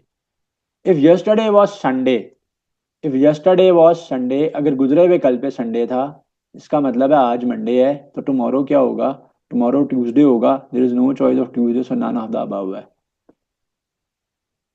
If the day after tomorrow is Tuesday, ठीक है, day after tomorrow is Tuesday, so which day was before. So day after tomorrow, कल इसका मतलब है मंडे है, इसलिए उसके बाद ट्यूसडे है, तो आज संडे की बात हो रही है। और यस्टरडे, गुजरे हुए कल पे क्या था, सैटरडे था, और उससे पहले का डे क्या था, फ्राइडे था, so Friday is the answer. Apple, orange, mango, carrot. तो this one was very easy, मैंने बहुत इजी क्वेश्चन से स्टार्ट लिया। कैरेट इज अ वेजिटेबल, बाकी सारे जो हैं वो फ्रूट्स हैं। Dog, cat, lion, elephant. अच्छा, अब मैंने जिस सोर्सेस को लिया था उस सोर्स के मुताबिक लाइन जो है ना वो वाइल्ड एनिमल है, और एलिफेंट जो है वो वाइल्ड एनिमल नहीं है। अगर आप इसको दूसरे तरीके से देखते हो तो डैग, कैट एंड लायन सारे के सारे जो है वो कार्निवोर्स हैं, ठीक है। और एलिफेंट जो है वो हर्बीवोर है, वो सिर्फ पत्ते वगैरह खाता है, प्लांट्स खाता है, ऐसी चीजें खाता है। तो दोनों तरीके से इसको देखा जा सकता है, थोड़ा सा ये ट्रिकी क्वेश्चन है। Oxygen, hydrogen, nitrogen, iron. देखिए बहुत इजी है ये। आयरन Fe जो है इट्स अ मेटल, नाइट्रोजन भी गैस है, हाइड्रोजन भी गैस है, ऑक्सीजन भी गैस है। Pen, pencil, eraser, ruler. ठीक है, देखिए इरेजर जो है वो यूज होता है रब करने के लिए, पेन भी राइट करने के लिए, पेंसिल भी राइट करने के लिए, रूलर भी मार्किंग्स को बनाने के लिए, राइट डाउन करने के लिए यूज होता है। तो इरेजर जो है यहाँ पे ऑड ऑप्शन बनता है। स्क्वायर, ट्रायंगल, रेक्टेंगल, स्फेयर, बाकी सारी जो फिगर्स हैं इनके एजेस होते हैं, कॉर्नर्स होते हैं। ठीक है, और फिर प्लस ये प्लेनर फिगर्स भी हैं, अगर आप उसको यूं देखते हो तो ये प्लेनर फिगर्स भी हैं, 2D फिगर्स हैं। तो स्फेयर जो होता है वो एक 3D फिगर होता है, उसके एजेस भी नहीं होते। नेक्स्ट क्वेश्चन पे आते हैं हम। सो Google, Microsoft, Tesla, Facebook. Google क्या है हमारे पास, ये एक टेक जाइंट है, माइक्रोसॉफ्ट भी एक टेक जाइंट है, सॉफ्टवेयर बेस्ड कंपनी है, फेसबुक भी एक सॉफ्टवेयर बेस्ड कंपनी है या टेक जाइंट है, Tesla no doubt automotive tech giant है, गाड़ियां बनाती है ये। ठीक है, तो नेक्स्ट क्वेश्चन पे आते हैं हम लोग। Pakistan, India, Nepal, China. ठीक है, ये सारे के सारे साउथ एशियन कंट्रीज हैं। इवन भूटान हो गया, बांग्लादेश हो गया, तो साउथ एशियन कंट्रीज हैं। China is not in South Asia, right. Gold, silver, copper, diamond.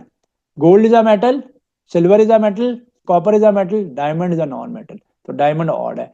Earth, Mars, Jupiter, moon, these are all planets. Moon planet नहीं होता, सैटेलाइट होते हैं, किसी भी प्लैनेट के रिवॉल्व कर रहे होते हैं। हमारा एक ही मून है, कुछ प्लैनेट्स हैं इनके एक से ज्यादा मून है।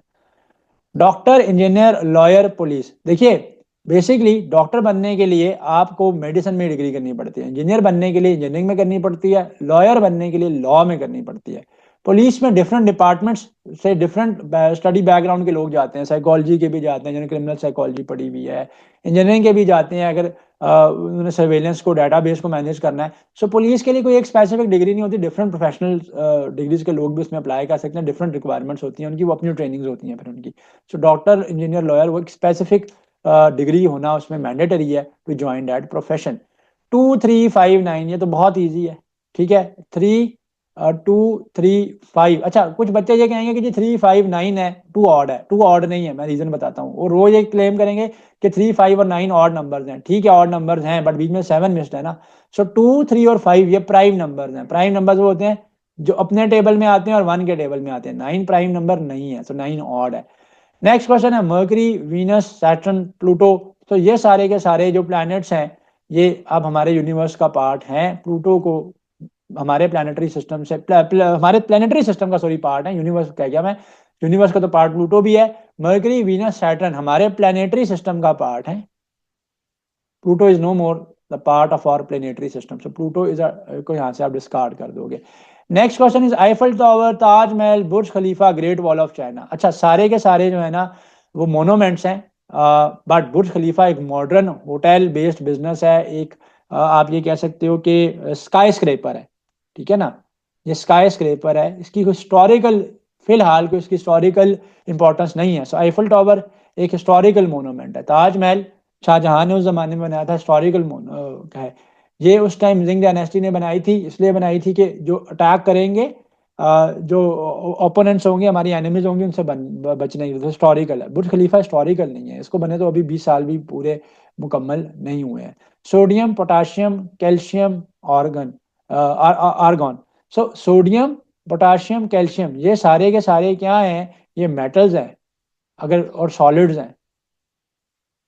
ठीक है, ये जो है आर्गन जो है, आर्गन जो है, ये नियॉन, आर्गन, ये सारे के सारे नोबल गैसेस होते हैं। ठीक है, और जो लास्ट ग्रुप है उसके मेंबर हैं, ग्रुप 8A के मेंबर है इनका। जो लास्ट मोस्ट शेल होता है वो कम्प्लीटली फिल्ड होता है, स्टेबल होती है, इसलिए इनको नोबल गैसेस कहते हैं। तो ये इसमें से ऑड है। ग्राम, किलोग्राम, लीटर, टन, ये जो है मैस का यूनिट है, ये भी मैस का यूनिट है, ये भी मैस का यूनिट है। लीटर जो है ये कैपेसिटी का यूनिट है, वॉल्यूम का यूनिट है, मैस का यूनिट नहीं है।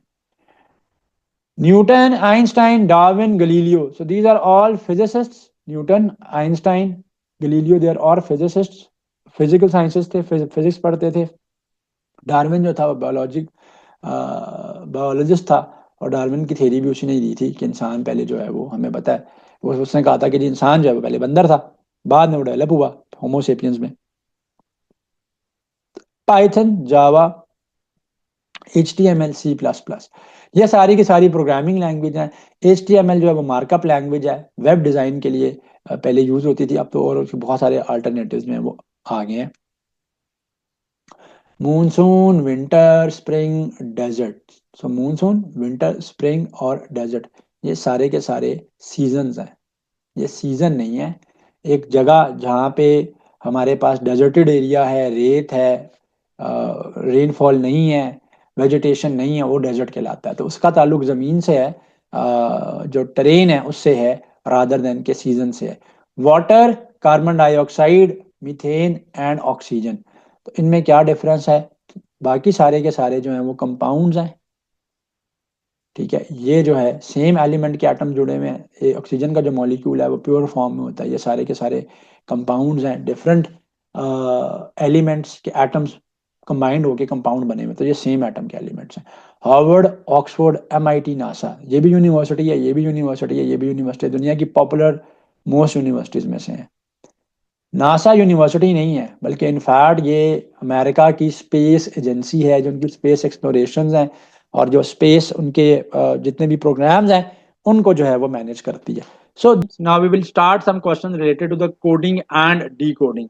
सो कोडिंग एंड डी कोडिंग जो है ना, वो स्टूडेंट्स को सम टाइम जो है वो एक डिफिकल्ट टॉपिक लगता है, एंड उनको समझ नहीं आती कि हम इसको क्रैक कैसे करें। अच्छा, sometimes coding decoding जो है आप इजीली जो है ना वो डायरेक्टली सॉल्व कर सकते हो। समटाइम्स मतलब वो 1 स्टेप में 2 स्टेप में आपके पास आ जाती है। समटाइम्स क्या होता है कि कोडिंग डी कोडिंग के अंदर आप जब तक प्रॉपर कोड नहीं इस्टेब्लिश करते कि इस क्वेश्चन के अंदर क्या कोड यूज हो रहा है, तो तब तक आप जो है ना नहीं देख सकते कि यहाँ पर क्या है, कि यहाँ पर जो है ना वो क्रैक मैं इसको कैसे करूँगा।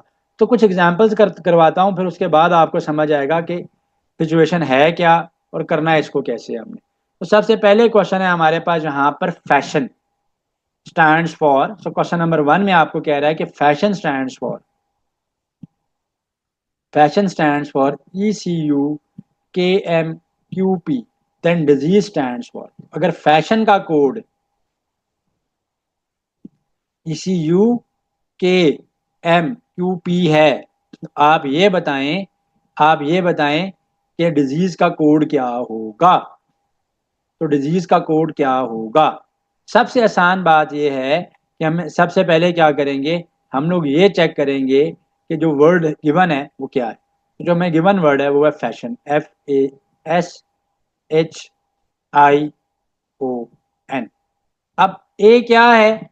अगर मैं अल्फ़ाबेट्स की बात करूं, ABCDEF आगे सो ऑन, तो ए मेरे पास क्या बनता है? 1 बनता है, B 2 बनता है, C 3 बनता है, D 4 बनता है, E 5 बनता है, F 6 बनता है। तो अगर मैं ABCD के कोड्स को चेकआउट करूँ, तो ABCDEFGHIJKLMNOPQR। एक दफा राइट डाउन कर लेते हैं ताकि समझ आ जाएगा। STUVWXXY एंड Z यहाँ पे आ गया, ठीक है जी। तो अगर मैं इनको कोड्स दे दूं सबको, तो 1 2 3 4 5 6 था, ये 7 था, ये 8 था, ये 9 था, 10 11 12 13 14 15 16 17 18 19 20 21 22 23 24 25 एंड 26।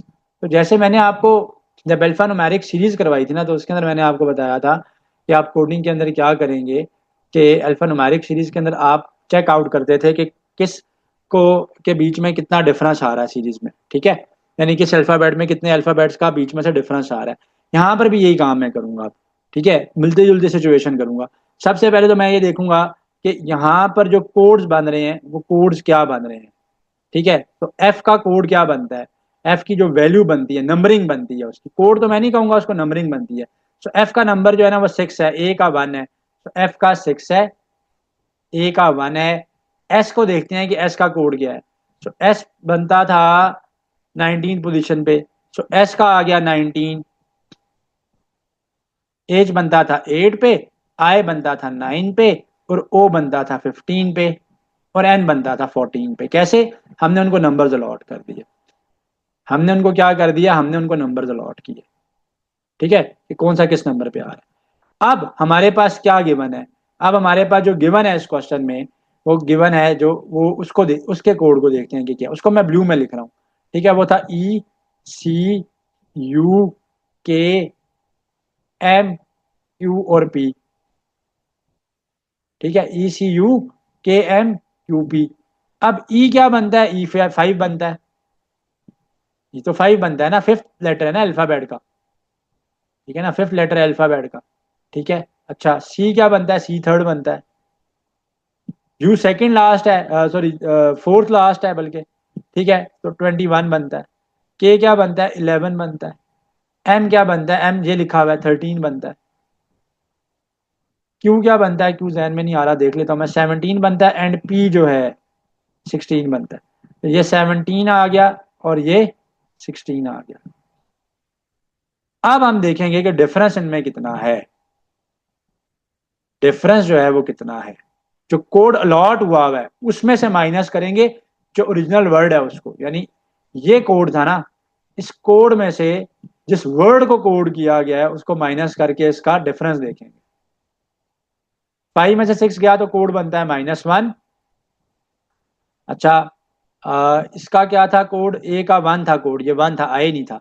ठीक है, 3 में से 1 गया, 3 में से 1 गया तो डिफरेंस बनता है 2। 21 में से 19 गया तो डिफरेंस क्या बनता है 2। 11 में से 8 गया तो डिफरेंस क्या बनता है 3। 13 में से 9 गया तो डिफरेंस क्या बनता है 4। 17 में से 15 गया तो डिफरेंस क्या बनता है 2। 16 में से 14 गया तो डिफरेंस क्या बनता है अगेन 2। अब हम कोडिंग करेंगे। सो 1 तो था ए का कोड, रिवर्स चले गए ना। -1 का मतलब क्या है, एक स्टेप पीछे चले जाओ। ठीक है, -1 का मतलब क्या हो जाएगा कि एक स्टेप जो है ना वो आप पीछे चले जाओ। ठीक है, उससे पहले हम लोग देखते हैं कि क्या हो रहा है क्या नहीं हो रहा। ठीक है, अच्छा अब डिजीज, पहले डिजीज का कोड कोड जो है वो देखते हैं क्या हो रहा है, उसके बाद हम एक एक डिजिट जो है वो पीछे चले जाएंगे। क्यों क्यों एक अल्फाबेट पीछे चले जाएंगे, रीजन क्या है, -1 है। तो डिजीज था गिवन वर्ड जिसका हमने कोड निकालना है, डिजीज, DISEASE, डिजीज। ठीक है, अब डी का कोड क्या है, डी का जो ओरिजिनल कोड है ना वो देखेंगे हम। सबसे आसान क्या है कि जो -1 का मतलब है कि एक एक अल्फाबेट पीछे, +2 का मतलब है उससे दो अल्फाबेट्स आगे। सो डी से पिछला अल्फाबेट क्या है, सी। आई, IJK, आई से अगले दो क्या बनते हैं, जे, और फिर क्या बनता है के। तो 1 और 2, सो के आ गया कोड। SPQRSTU, दो डिजिट्स आगे जाना है तो यू बनता है। ई, ई से 3 डिजिट्स आगे जाना है, 3 डिजिट्स में बार बार कह रहा हूँ, 3 अल्फाबेट्स आगे जाना है, 3 अल्फाबेट्स आगे जाना है। EFGH, तो ई का कोड आ जाएगा एच। ए से चार चार अल्फाबेट्स आगे जाना है, सो ABCDE, 1 2 3 4 डिजिट्स आगे आ गया ई। एस से 2 डिजिट्स आगे जाना है, एस से 2 डिजिट्स आगे मैं ऑलरेडी एक में जा चुका हूँ, वो यू है, मैं डायरेक्टली वहां से लिख लूंगा। ई से 2 डिजिट आगे जाना है, ई से 2 डिजिट आगे जाना है तो EFG, बनता है 2 डिजिट आगे, जी। अब ये कोड बन जाएगा CKUHEUG, ऑप्शन ए। फिर ओवरव्यू करते हैं कि मैंने क्या किया। ऐसे क्वेश्चन में सबसे पहला स्टेप क्या करना है, सबसे फर्स्ट स्टेप क्या करना है, सबसे फर्स्ट स्टेप क्या करना है कि सारी अल्फाबेट्स को नंबर दे देने हैं, कोड बना लेने हैं, कोडिंग प्रोसीजर बना लेना है। अच्छा, फिर चेक करना है कि गिवन वर्ड क्या गिवन था, ये वर्ड है, इसका कोड क्या गिवन था, कोड ये गिवन था, नंबर्स अलॉट कर दिए। फिर इनका डिफरेंस ले लेना है, डिफरेंस फाइंड आउट कर लिया आपने, डिफरेंस आ गया आपके पास। अब क्या करना है, जिस वर्ड का कोड पूछा गया उसको साथ लिखना है, चेक करना है कितने कितने अल्फाबेट्स आगे जाऊं कितने अल्फाबेट्स पीछे जाऊं, तो ये कोड अप हो जाएगा। ठीक है, तो D-1, डी से एक अल्फाबेट पीछे सी, आए के ऊपर 2 है, आए का कोड बनता है साथ 2 का, आई से 2 डिजिट्स आगे, 2 अल्फाबेट्स आगे गया यार, मैं क्यों डिजिट्स बोल रहा हूँ बार बार। ठीक है, आई से मैं 2 अल्फाबेट्स आगे जाऊंगा, तो आई जे और के 1 और 2, एस से भी 2 आगे जाऊंगा तो एस से 2 आगे यू बनता है, ई से 3 आगे जाऊंगा एज बनता है कोड। अब ए से 4 आगे जाऊंगा, 4 आगे जाऊंगा ई बनता है कोड। तो आंसर आ गया ना मेरे पास। एक एग्जाम्पल और करते हैं। तो इसमें एग्जाम्पल एक और करने से पहले इस तरह की सिचुएशन, जो सबसे मुश्किल वाले हैं, सबसे मुश्किल वाले आज परसेंटेजेस में भी पहले करवाए, यहाँ पे भी पहले करवाया था कि कोड बने। तो उसके स्टेप्स हैं। पहला स्टेप क्या है, अल्फाबेट्स के कोड्स बना लो, अल्फाबेट्स के कोड्स बना लो। सेकंड स्टेप क्या है, डिफरेंस फाइंड आउट करो। थर्ड स्टेप क्या है, जिस वर्ड का निकालना है ना कोड, उसको मैच एंड पुट कर दो, उसके डिफरेंस के साथ उसको मैच एंड वैल्यूज को फिर पुट कर दिया। तो ये काम मैंने किया, कोई मुश्किल काम मैंने नहीं किया। ये काम के लिए एक आध एग्जाम्पल और करते हैं हम लोग। ठीक है, बियॉन्ड का कोड है A F X P M E. तो जल्दी से लिखते हैं बियॉन्ड, बियॉन्ड वैल्यूज देते हैं इसको, बियॉन्ड को। बी तो 2 है, सेकंड सेकंड डिजिट बन सेकंड अल्फाबेट बनता है ना। बी क्या बनता है, सेकंड अल्फाबेट बनता है। ठीक है, कोडिंग के अंदर से जो हमने कोडिंग लिखी हुई है, बी क्या बनता है, यहाँ से बी का नंबर बनता है 2, ई का बनता है 5, वाई का बनता है 25, 2 5 25, ये तो आ गया जी 2, ब्लैक में लिखते हैं ना, कंफ्यूजन नॉट, 2 5 25। ओ एन और डी का कोड देखते हैं। ओ का क्या बनता है 15, एन का क्या बनता है 14, डी का क्या बनता है 4, 15 14 4, 15 14 4, बियॉन्ड आ गया। अच्छा, बियॉन्ड को कोड क्या किया गया है, बियॉन्ड को कोड किया गया है A F X P M E.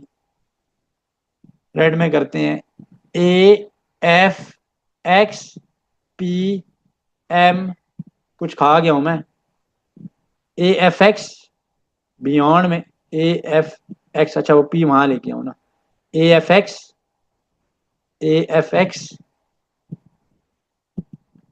P M E, A F X P M E आ गया। अच्छा, कोड किसका बताना है, फैल्कन का बताना है। कोड फैल्कन का निकालेंगे, लेकिन पहले डिफरेंस निकाल लेते हैं। सो ए तो 1 होता है, एफ का कोड क्या होता है, F6 होता है ना। हाँ, F6 होता है, X24 होता है, 6 और 24 आ गए, 6 और ये 24 आ गया। पी एम और ई का कोड देखते हैं, ई का तो 5 होता है, कैसे पता चला, ये लिखा हुआ है, क्विकली हेल्प ले ली। वैसे आपके पास तो रफ पेपर होगा ना, आपने वहां लिखा होगा, बार बार यूं नहीं ऊपर नीचे नहीं करना होगा। और कोड किसका निकालना है हमने, पी और एम का। पी और एम का क्या बनता है, सो पी का कोड बनता है 16, और एम कहाँ पे, एम का 13, 16 एंड 13, 16 एंड 13। सो ये सिर्फ टाइम खाते हैं और कुछ भी नहीं करते सवाल, कि जो अल्फाबेट्स हैं उनके कोड देखो। अब डिफरेंस आ जाएगा इनका, 1 में से 2 गया -1, 6 में से 5 गया +1, 24 में से 25 गया -1, 16 में से 15 गया +1, 13 में से 14 गया -1, 5 में से 4 गया +1।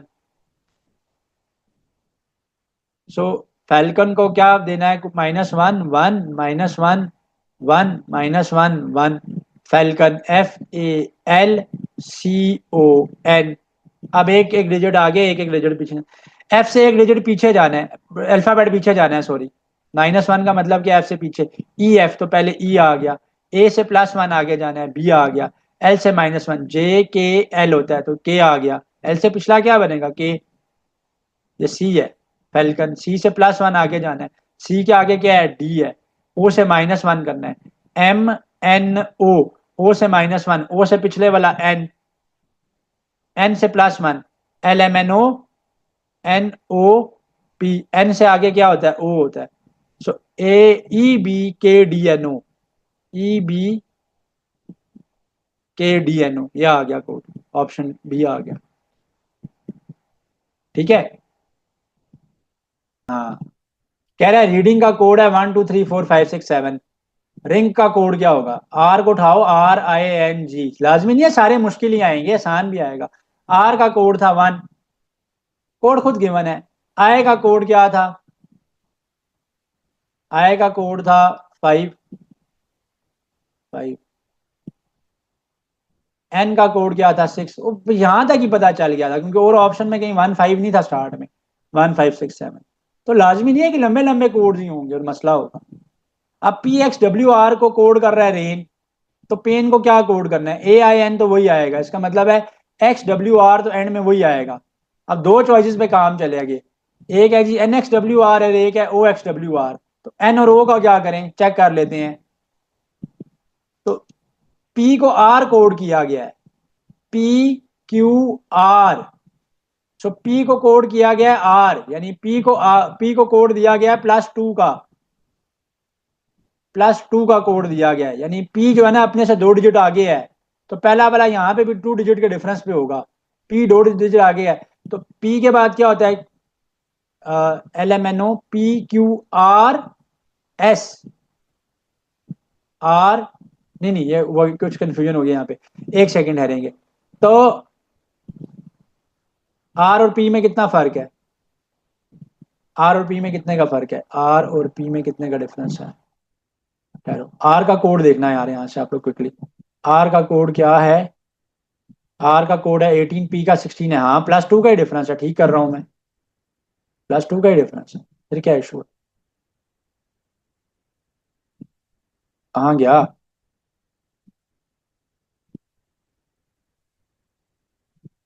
क्वेश्चन नंबर क्या था, किसी को याद है? ये +2 का डिफरेंस है। सो पेन से +2 आगे जाना है हमने।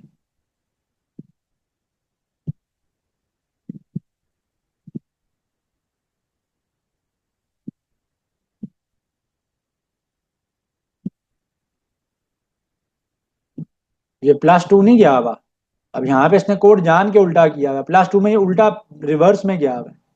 तो रिवर्स में 2 के ऊपर N आ सकता है, O नहीं आ सकता, क्योंकि O फर्स्ट पोजीशन पे आएगा रिवर्स में, अगर हम रिवर्स को +1। तो समटाइम्स कोड उल्टे भी होते हैं, इसलिए कोड ये बनेगा, OXWR नहीं बनेगा।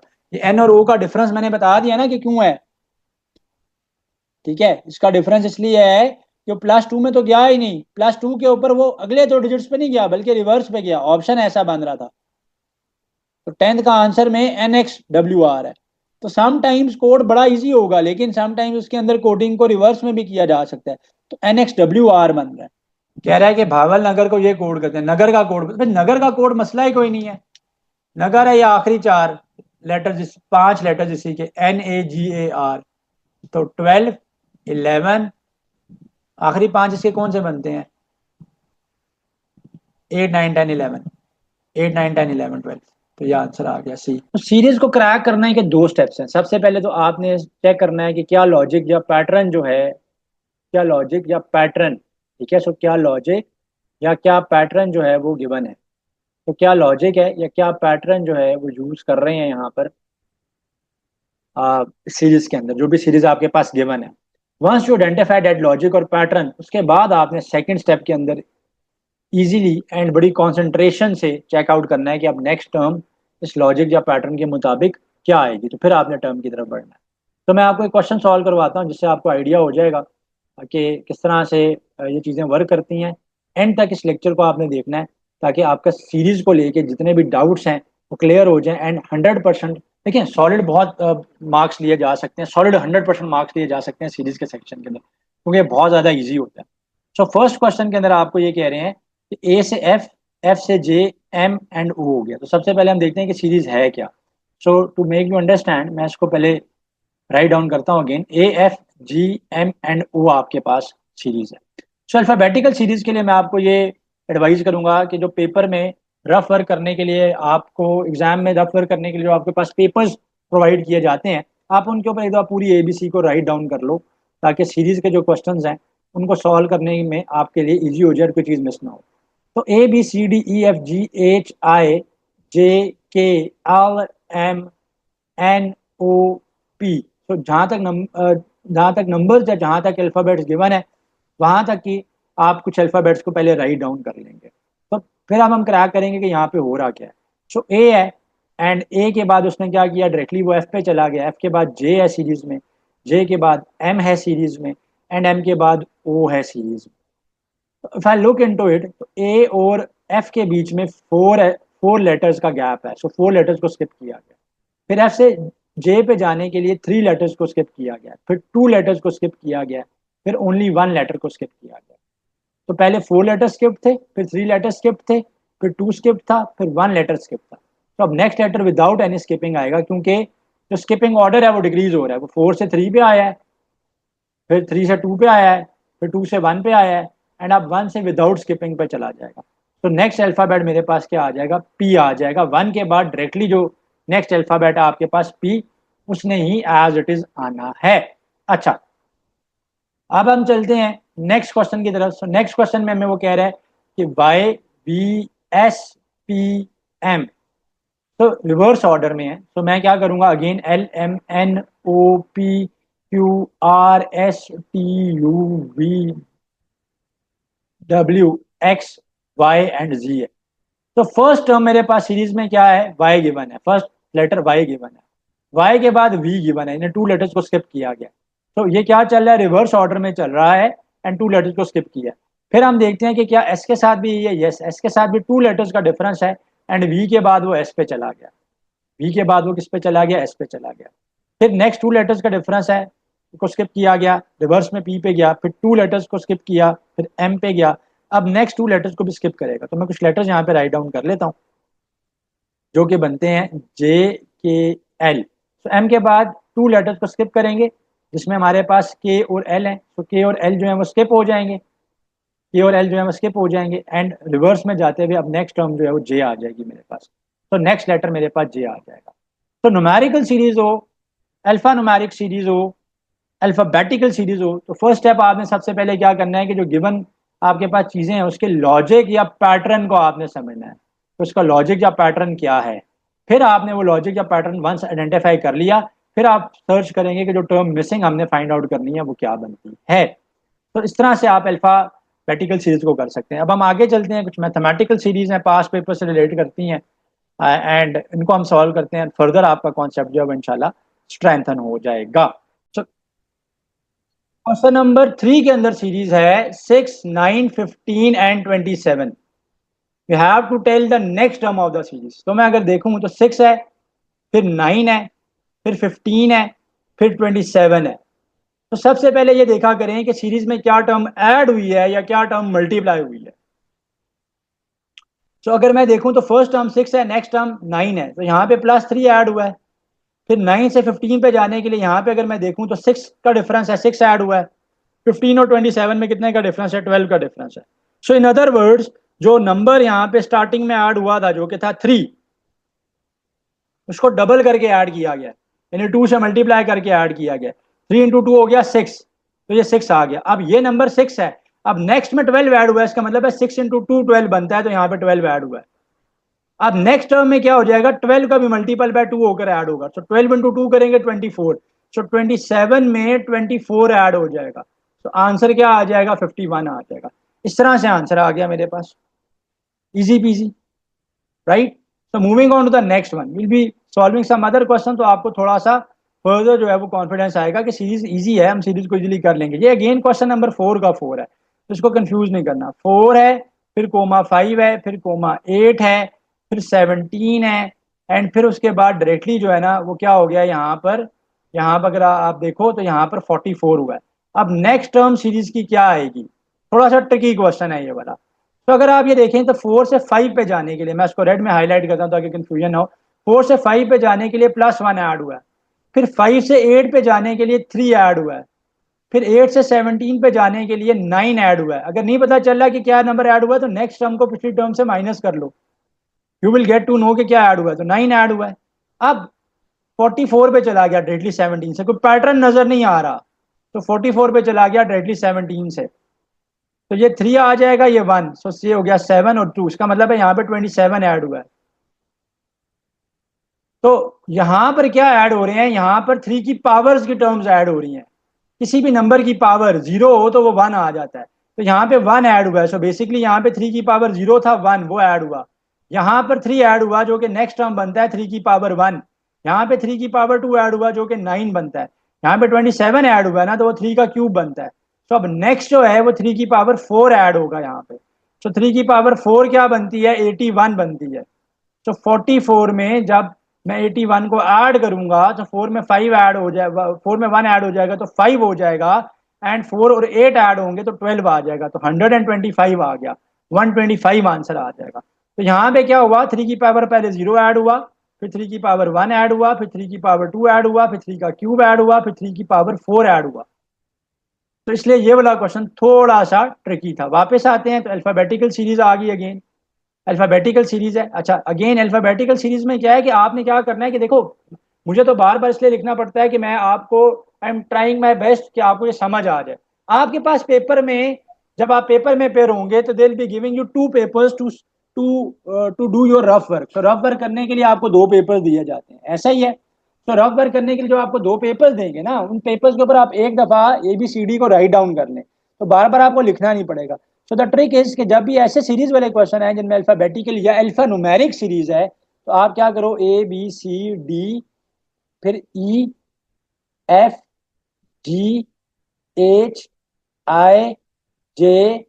EFGHIJKLM, तो यहां तक आपने चलना है। तो जहां तक लेटर्स है ना, उससे 1 2 3 लेटर्स आप आगे तक चलो। तो नाउ लुक इनटू इट कि यहाँ पे हो रहा क्या है। सो ए के बाद डायरेक्टली वो डी पे चला गया, बी और सी को स्किप किया गया है। फिर डी के बाद डायरेक्टली वो जी पे चला गया, तो टू को स्किप कर रहा है कॉन्स्टेंटली। अगर मैं देखूं तो कॉन्स्टेंटली टू को स्किप कर रहा है, के और एल को स्किप किया गया था। ठीक है, अब जे के बाद के और एल को स्किप किया जाएगा और आंसर क्या आ जाएगा, एम ही आंसर आ जाएगा मेरे पास। तो सीरीज मिक्सचर होगी, कहीं पे थोड़ी सी ट्रिकी चीज होगी, कहीं पे थोड़ी सी आसान चीज होगी। अब ये क्वेश्चन आ गया अगेन, ये क्वेश्चन भी बड़ा रिपीटेड क्वेश्चन में से है, लेकिन स्टूडेंट्स कंफ्यूज हो जाते हैं। रीजन क्या है कंफ्यूजन की, कि वो ये देखते हैं कि भाई ऊपर और नीचे तो फ्रैक्शन की फॉर्म में पड़ा हुआ है, फ्रैक्शन की फॉर्म में पड़ा हुआ है, तो मैं इसको कैसे सॉल्व करूंगा। ठीक है। सो आपने क्या करना है, ये 1/2 है, फिर ये 1/4 है, सो 1/8 है, 1/16 है, सो 1/32 है, सो 1/64 है, 1 and 128 है। सो आप 1 बाय समथिंग में पड़ा हुआ है, आप उसको छोड़ दें। अगर आप इन नंबर्स को देखें तो ये 2 4 6, 2 4 8, 6 तो नहीं आता है, 2 की पावर्स में 8 है, फिर 16 है मेरे पास, फिर 32 है, फिर 64 है, फिर 128 है। तो नेक्स्ट नंबर क्या आता है, 256 आता है। तो बेसिकली यहाँ पे 2 की पावर्स पड़ी हुई हैं। तो 2 की पावर 1 2 होता है, फिर 2 की, ये 4 क्या है, ये 2 की पावर 2 है, 2 की पावर 2 4 होता है, फिर 2 की पावर 3 है, 2 की पावर 3 क्या होता है, 8 होता है, फिर आगे 2 की पावर 4 है, 2 की पावर 4 क्या होता है, 16 होता है, फिर 32 पड़ा हुआ है, वो 2 की पावर 5 पड़ा हुआ है, फिर 2 की पावर 6 पड़ा हुआ है जो कि 64 है, फिर 2 की पावर 7 पड़ा। तो नेक्स्ट विल बी 2 की पावर 8, एंड 2 की पावर 8 क्या होता है, 256 होता है। इससे भी अगर आसान बताऊं, तो ऊपर तो सीरीज में 1 ही चल रहा है, नीचे हर एक टर्म 2 के साथ मल्टीप्लाई हो रही है। सो 2 है था, फिर नेक्स्ट टर्म 2 × 2 4 हो गया। अब ये जो है फर्दर 2 के साथ मल्टीप्लाई होकर 8 होगी, ये फिर 8 आया था, 8 फर्दर 2 के साथ मल्टीप्लाई होकर 16 हुआ, तो अब 128 फर्दर 2 के साथ मल्टीप्लाई होकर 256 हो जाएगा। तो इजिएस्ट वे में आप इसको यूं भी कर सकते हो, बट मैंने आपको बता दिया दोनों तरह से कि यहाँ पे हो रहा क्या। सो 1/256 ही है। तो इसमें नहीं घबराना होता कि फ्रैक्शन की फॉर्म में सीरीज आ गई है। पेपर में आ सकती है फ्रैक्शन की फॉर्म में सीरीज, अल्फा न्यूमेरिक सीरीज भी आ सकती है।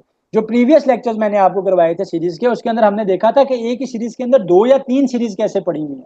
तो उनको भी आप देख सकते हैं, वो भी अपलोडेड है, आप उनको भी सॉल्व कर सकते हो। ठीक है, along with their exercise they are uploaded.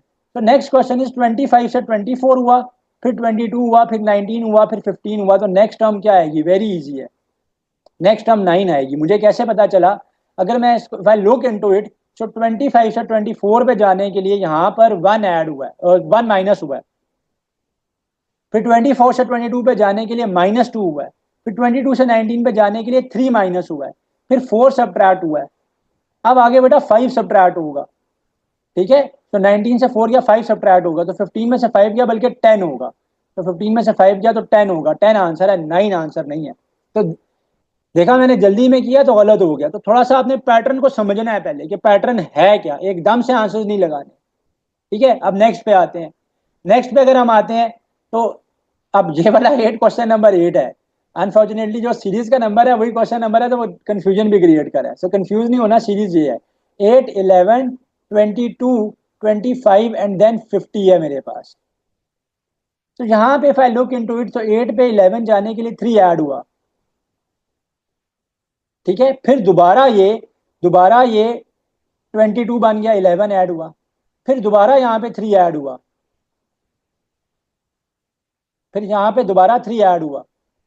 अब अगर मैं देखूं तो 25 से 50 पे तो जाने के लिए 25 ऐड हो रहा है अगर मैं एडिशन को देखता हूँ। तो मैंने आपको एक ट्रिक बताई हुई है। वो ट्रिक ये है कि जब डिफरेंट नंबर्स का डिफरेंस आ रहा हो तो आपने ये समझना है कि यहाँ पे 2 डिफरेंट सीरीज चल रही हैं, 2 डिफरेंट इश्यूज यहाँ पे हैं जिनको आपने डील करना है। तो 2 डिफरेंट इश्यूज कैसे हैं? If I look into it, so 8 से 11 में जाने के लिए तो 3 ऐड हुआ। फिर 11 से 22 पे जाने के लिए 11 में कह रहा हूँ ऐड हो रहा है। ठीक है, फिर दोबारा 3 ऐड हुआ। फिर अगर मैं देखूं तो दोबारा यहाँ पर 25 से 50 हो गया, तो 25 ऐड हुआ है। तो एक चीज तो कंसिस्टेंट नजर आ रही है। जो चीज कंसिस्टेंट नजर आ रही है वो ये है कि एक नंबर छोड़कर एक में 3 ऐड होता है, यानी इसमें 3 ऐड हुआ, फिर इसमें कोई और काम हुआ है, यहाँ पर कोई और काम हुआ है, फिर यहाँ पे दोबारा 3 ऐड हुआ है, यहाँ पे फिर कोई और काम हुआ है। तो अगले में तो क्या होगा, ऐड हो जाएगा 3, तो सिंपली आंसर आ जाएगा 53। तो आंसर तो 53 आ गया। अब मैं सीरीज को फर्दर एक्सप्लेन कर देता हूँ हो रहा क्या है यहाँ पे, ताकि ऐसे अगर कोई सिमिलर सीरीज पेपर में आती है तो आप उसको क्रैक कर सको। तो देखें, एक टर्म में वो 3 ऐड करता है, फिर दूसरी टर्म को वो डबल कर देता है। 11 को डबल करें, अगर आप 11 इंटू 2 करोगे, आप 2 से मल्टीप्लाई करके डबल करोगे तो क्या आएगा, 22 आ जाएगा।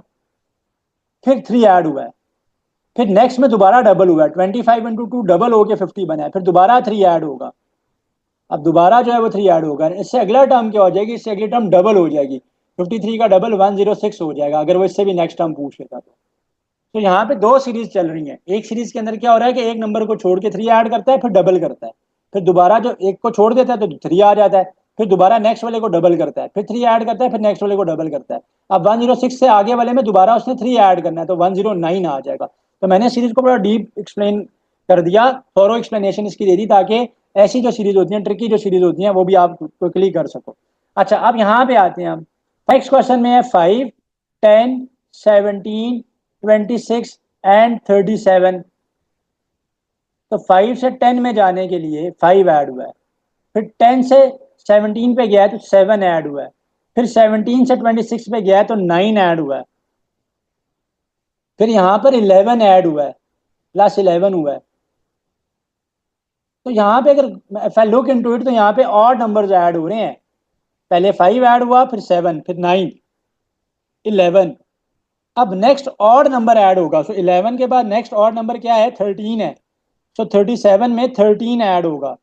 सो 37 में जब 13 ऐड होगा तो आंसर क्या आ जाएगा, आंसर 50 आ जाएगा।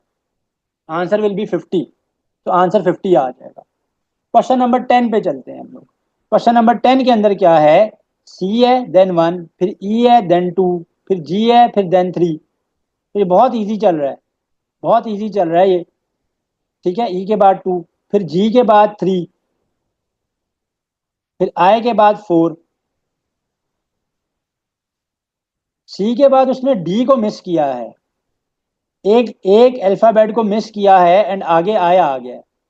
और ये तो नंबर चल रहे हैं, पहले के साथ 1, अगले के साथ सेकंड, अगले के साथ थर्ड, उससे अगले के साथ फोर्थ, तो अब उससे अगले के साथ तो फिफ्थ चलेगा। एक बात तो बड़ी श्योर है कि आगे 5 तो आएगा ही आएगा। अब 2 चॉइसेस में 5 है। अब देखते हैं कि क्या वो J5 बनती है या K5 बनती है। तो सी से ई पे जाने के लिए डी को मिस किया गया है, ई से जी पे चला गया है, ई एफ, तो एफ को मिस किया गया है, ई एफ जी, एच को मिस किया गया है, आई आ गया है। तो आई के बाद जे को मिस कर देगा और के आ जाएगा। एंड नंबर्स तो इंक्रीजिंग ऑर्डर में ही चल रहे हैं, पहले 1, फिर 2, फिर 3, फिर 4 एंड फिर 5। सो के 5 आएगा यहाँ पे। So the right answer here is के ऑफ 5। नेक्स्ट क्वेश्चन में अगेन नंबर सीरीज है। नंबर सीरीज का एमसीक्यू है, बहुत इजी है, super easy question, super easy question. कह रहा है कि जी 2, 4, 8, 16 एंड 32 है, तो नेक्स्ट सीरीज में टर्म क्या होगी। सो अगर मैं देखूं तो 2 से 4 हो रहा है, 4 से 8 हो रहा है, 8 से 16 हो रहा है, 16 से 32 हो रहा है, तो 32 से 64 हो जाएगा। ये तो बहुत आसान है। यहाँ पे क्या होगा कि हर टर्म 2 से मल्टीप्लाई हो रही है, हर नेक्स्ट टर्म प्रीवियस टर्म का मल्टीपल ऑफ 2 या उसका डबल है। तो 32 का डबल स्टूडेंट्स यहाँ पर 64 आ जाएगा। Next question is 1, then 4, then 9, then 16, then 25. So I look into it. So 1 से 4, पहले सबसे पहला काम सीरीज में करना ही ये है कि चेक करना है कि क्या चीज ऐड हो रही है या क्या चीज मल्टीप्लाई हो रही है। तो क्या चीज मल्टीप्लाई हो रही है या क्या चीज ऐड हो रही है, या कहीं दो सीरीज तो नहीं चलनी, जिससे हमने वो क्वेश्चन किया ना पहले आज की एक्सरसाइजेज में, हमने क्वेश्चन किया जिसमें वो 3 ऐड होता था फिर टर्म डबल होती थी, तो उसमें एडिशन भी था मल्टीप्लीकेशन भी था। इससे पहले की जो सीरीज के क्वेश्चन है उनके अंदर हमने ऐसे क्वेश्चन भी देखे हैं जिनमें डुअल सीरीज है, एक ही क्वेश्चन में दो दफा सीरीज चलती है, दो डिफरेंट सीरीज चलती हैं। तो पैटर्न रिकग्निशन बड़ा इंपॉर्टेंट है, इसी को कहते हैं लॉजिकल सीक्वेंस एंड सीरीज। तो पहले लॉजिक बिल्डअप करनी है, लॉजिक स्टैब्लिश करनी है। 1 से 4 पे जब मैं गया हूं तो यहाँ पे 3 ऐड हुआ है, 4 से 5 पे जाने के लिए 5 ऐड हुआ है, यस। फिर 9 से 16 पे जाने के लिए 7 ऐड हुआ है, फिर अगेन यहाँ पे +9 ऐड हुआ है। तो अगर मैं पैटर्न देखूं तो सिमिलर पैटर्न है जैसा इससे प्रीवियस एक्सरसाइज के क्वेश्चन नंबर 9 के अंदर था कि ऑड नंबर्स ऐड हो रहे थे। तो सिमिलरली यहाँ पर भी अगर मैं देखूं तो ऑड नंबर्स ही ऐड हो रहे हैं। सो 3 ऐड हुआ, देन 5 ऐड हुआ, देन 7 ऐड हुआ, देन 9 ऐड हुआ, एंड देन अब नेक्स्ट क्या होगा हमारे पास, नेक्स्ट यहाँ पर क्या होगा, 11 ऐड होगा, यहाँ पर 11 ऐड होगा। तो 25 में 11 ऐड होगा तो 36 आ जाएगा। नेक्स्ट क्वेश्चन के अंदर जो अगर मैं सीरीज को देखूं तो सीरीज में मेरे पास पहले 100 है, फिर 90 है, फिर 81 है, फिर 73 है, फिर 66 है। तो लेट मी फर्स्ट री राइट दिस सीरीज। सो 100 से क्या बन गया, 90 बन गया, फिर 90 से क्या बन गया, 81 बन गया, फिर क्या बना, 73 बना, फिर क्या बना, 66 बना। अब है ये इजी लेकिन देखना पड़ेगा पहले कि हो रहा क्या है। तो 100 से 90 पे जाने के लिए -10 हुआ है, फिर -9 हुआ है, फिर माइनस अगर मैं देखूं यहाँ पर क्या हुआ है तो -8 हुआ है। अगर आपको डिफरेंस नहीं पता चल रहा तो आप दोनों को सब्ट्रैक्ट कर लो, ठीक है। तो डिफरेंस नहीं अगर पता चल रहा, 81 तो ये 11 में से 3 चला गया, क्या बचा, 8, 0। तो यहाँ पे -8 हो रहा है, ठीक है। अब यहाँ पर क्या हुआ है, यहाँ पर -7 हुआ है, तो आगे -6 होगा, 66 में से 6 चला जाएगा तो 60 आ जाएगा। तो this was a fairly easy question. Next question is, अब अगेन ट्रिकी लग रहा है थोड़ा सा देखने में, क्योंकि 1 से 2 पे गया, फिर 6 पे चला गया, फिर 24 पे चला गया, फिर 120 पे चला गया। अब नेक्स्ट टर्म क्या आएगी, नेक्स्ट टर्म क्या आएगी देखते हैं पहले। सो 1 पे 2 से जाने के लिए 2 से मल्टीप्लाई हुआ है, ठीक है, 1 2 जा 2। अब 2 से, या फिर अगर आप एडिशंस देखते हो तो एडिशंस देख लो पहले कि क्या एडिशन से काम चल रहा है। सो 1 से 2 पे जाने के लिए 1 ऐड हुआ, फिर 2 से 6 पे जाने के लिए 4 ऐड हुआ, फिर जहाँ पे तो 18 ऐड हुआ है। तो इसका मतलब है कि ये एडिशन का तो कोई पैटर्न समझ नहीं आ रहा, क्योंकि 24 से डायरेक्टली 120 पे चला गया, यहाँ तो 96 ऐड हो रहा है। इसका मतलब है कि एडिशन से काम नहीं चल सकता। यहाँ पे देखते हैं क्या हो रहा है। तो यहाँ पे हुआ है 1 इंटू 2 मल्टीप्लाई करके देखते हैं, तो 2 बना। अब 2 का डबल, ठीक है, 2 का डबल क्या है, 4 है, ठीक है। 2 का डबल क्या है, यहाँ पर क्या हुआ है, ये 6। अब 6 दोबारा यहाँ पे 4 से हुआ। अब 24, 24 5 जा 120 होता है, तो ये 5 से मल्टीप्लाई हुआ है। तो ये 2 से हुआ था, 2 इंटू 3, ये 6 से हुआ है। इसका मतलब है क्रैक हो गया। अब ये पहली टर्म 2 से मल्टीप्लाई हुई, नेक्स्ट टर्म 3 से मल्टीप्लाई हुई, उससे नेक्स्ट टर्म 4 से मल्टीप्लाई हुई, उससे नेक्स्ट टर्म 5 से मल्टीप्लाई हुई, तो अब नेक्स्ट टर्म 6 से मल्टीप्लाई होगी। 120 जो है वो 6 से मल्टीप्लाई होगा। 6 0 जा 0, 6 2 जा 12 का लगेगा 2, 1 कैरी, 6 1 जा 6, 6 में 1 ऐड करेंगे 7, तो 720 आंसर आ जाएगा। तो स्टार्ट किया करें एडिशन के पैटर्न से सीरीज को क्रैक करते हुए। तो एडिशन के पैटर्न से आप स्टार्ट लो। अगर आप एडिशन के पैटर्न पे चलते हो, एडिशन की से अगर काम नहीं चल रहा, तो एडिशन से काम अगर नहीं चल रहा तो आपने क्या करना है, फिर मल्टीप्लिकेशन का देखना है। तो मैंने मल्टीप्लिकेशन को देखा कि पहले ये क्या हुआ, मैं अगर इसको हाईलाइट करूं ठीक है, मैं इसको पॉइंट करता हूँ। तो पहले अगर मैं देखता तो यहाँ पर क्या हुआ है कि मुझे 2 से मल्टीप्लाई हुआ, फिर मैंने देखा यार अगर मैं इसको 4 से करूँ तो ये तो फिर नहीं सिचुएशन बन रही, 2 2 जा 4 होता है, वो तो बात नहीं बन रही। हाँ, अगर 2 को 3 से किया जाए तो 6 बन रहा था, फिर 6 को 4 से किया तो 24 बन रहा था, फिर 24 को 5 से किया तो 120 बन रहा था। तो इसका मतलब है कि मल्टीपल एक एक इंक्रीज हो गए, मल्टीप्लाई हो रहा है, पहले मल्टीप्लाई बाय 2, फिर 3, फिर 4, फिर 5, अब नेक्स्ट 6 से मल्टीप्लाई होगा, तो 720 इसलिए आंसर आ गया। तो 720 जो है ना वो आंसर इसलिए आया था मेरे पास। नेक्स्ट सीरीज पे चलते हैं। Next series is fairly easy. तो नेक्स्ट सीरीज पे चलते हैं हम लोग। नेक्स्ट सीरीज के अंदर क्या है, ये क्वेश्चन नंबर 5 का 5 है। तो नेक्स्ट सीरीज है 5, 10, 20, 40 एंड 80, सो ऑन। आगे क्या आएगा ये हमने बताना है। तो पहले अगेन वही अप्रोच लगानी है कि एडिशन से चेक करना है। तो 5 से 10 पे जाने के लिए यहाँ पर 5 ऐड हुआ है, 10 से 20 पे जाने के लिए यहाँ पर 10 ऐड हुआ है, फिर यहाँ पर 20 ऐड हुआ है। तो अगर मैं ये देखूँ तो हो रहा क्या है, अगेन हर नंबर 2 से मल्टीप्लाई हो रहा है। तो 5 इंटू 2 10 हो गया, 10 इंटू 2 20 हो गया, 20 इंटू 2 40 हो गया, 40 इंटू 2 80 हो गया, 80 इंटू 2 करेंगे तो 160 हो जाएगा। नेक्स्ट है 81, 27, फिर 9, फिर 3, आगे 1 आएगा, आगे 1 आएगा। रीजन क्या है, रीजन ये है 3 की पावर 4, 3 की पावर 3, 3 की पावर 2, 3 की पावर 1 एंड अगला हो जाएगा 3 की पावर 0। तो 3 की पावर्स डिक्रीज हो रही हैं, 3 की पावर्स क्या हो रही हैं, डिक्रीज हो रही हैं। तो जब 3 की पावर्स डिक्रीज हो रही हैं तो नेक्स्ट 3 की पावर 1 के बजाय 3 की पावर 0 होगा। किसी भी नंबर की पावर 0 हो, किसी भी नंबर की पावर अगर 0 हो तो आंसर क्या आता है, 1 आता है। चाहे 1 मिलियन ही क्यों नहीं लिखा हुआ ना, तो 1 मिलियन ही क्यों नहीं लिखा हुआ, 1 मिलियन की भी अगर पावर 0 है तो वो 1 आएगा। तो किसी भी नंबर की पावर 0 हो तो 1 आता है। तो इसलिए नेक्स्ट टर्म 0 नहीं आएगी बल्कि 1 आएगी। तो थोड़ा सा आपने देखना होगा सीरीज में। अब 13 से ये हुआ है 16, फिर 19, फिर 22, फिर 25। ये बहुत आसान है, मुझे लिखते हुए ही समझ आ गया कि यहाँ पे 3 ऐड हो रहा है। तो 13 से 16 पे जाने के लिए 3, 16 से 19 पे जाने के लिए फिर अगेन 3, फिर 19 से 3 पे जाने के लिए 22, फिर 22 से नेक्स्ट 3। इसका मतलब है कि सीरीज आसान और मिक्स और मुश्किल दोनों का मिक्सचर होती है। तो ऐसा नहीं होगा कि सारे क्वेश्चन ही मुश्किल होंगे, सारे क्वेश्चन आसान भी नहीं होंगे। तो थोड़ा सा आपने इसको गौर करना है। अच्छा जी, ये जो 8 है ना, ये तो क्वेश्चन नंबर का 8 है। आगे है 3 सीरीज है 3 6 18, फिर देन 72।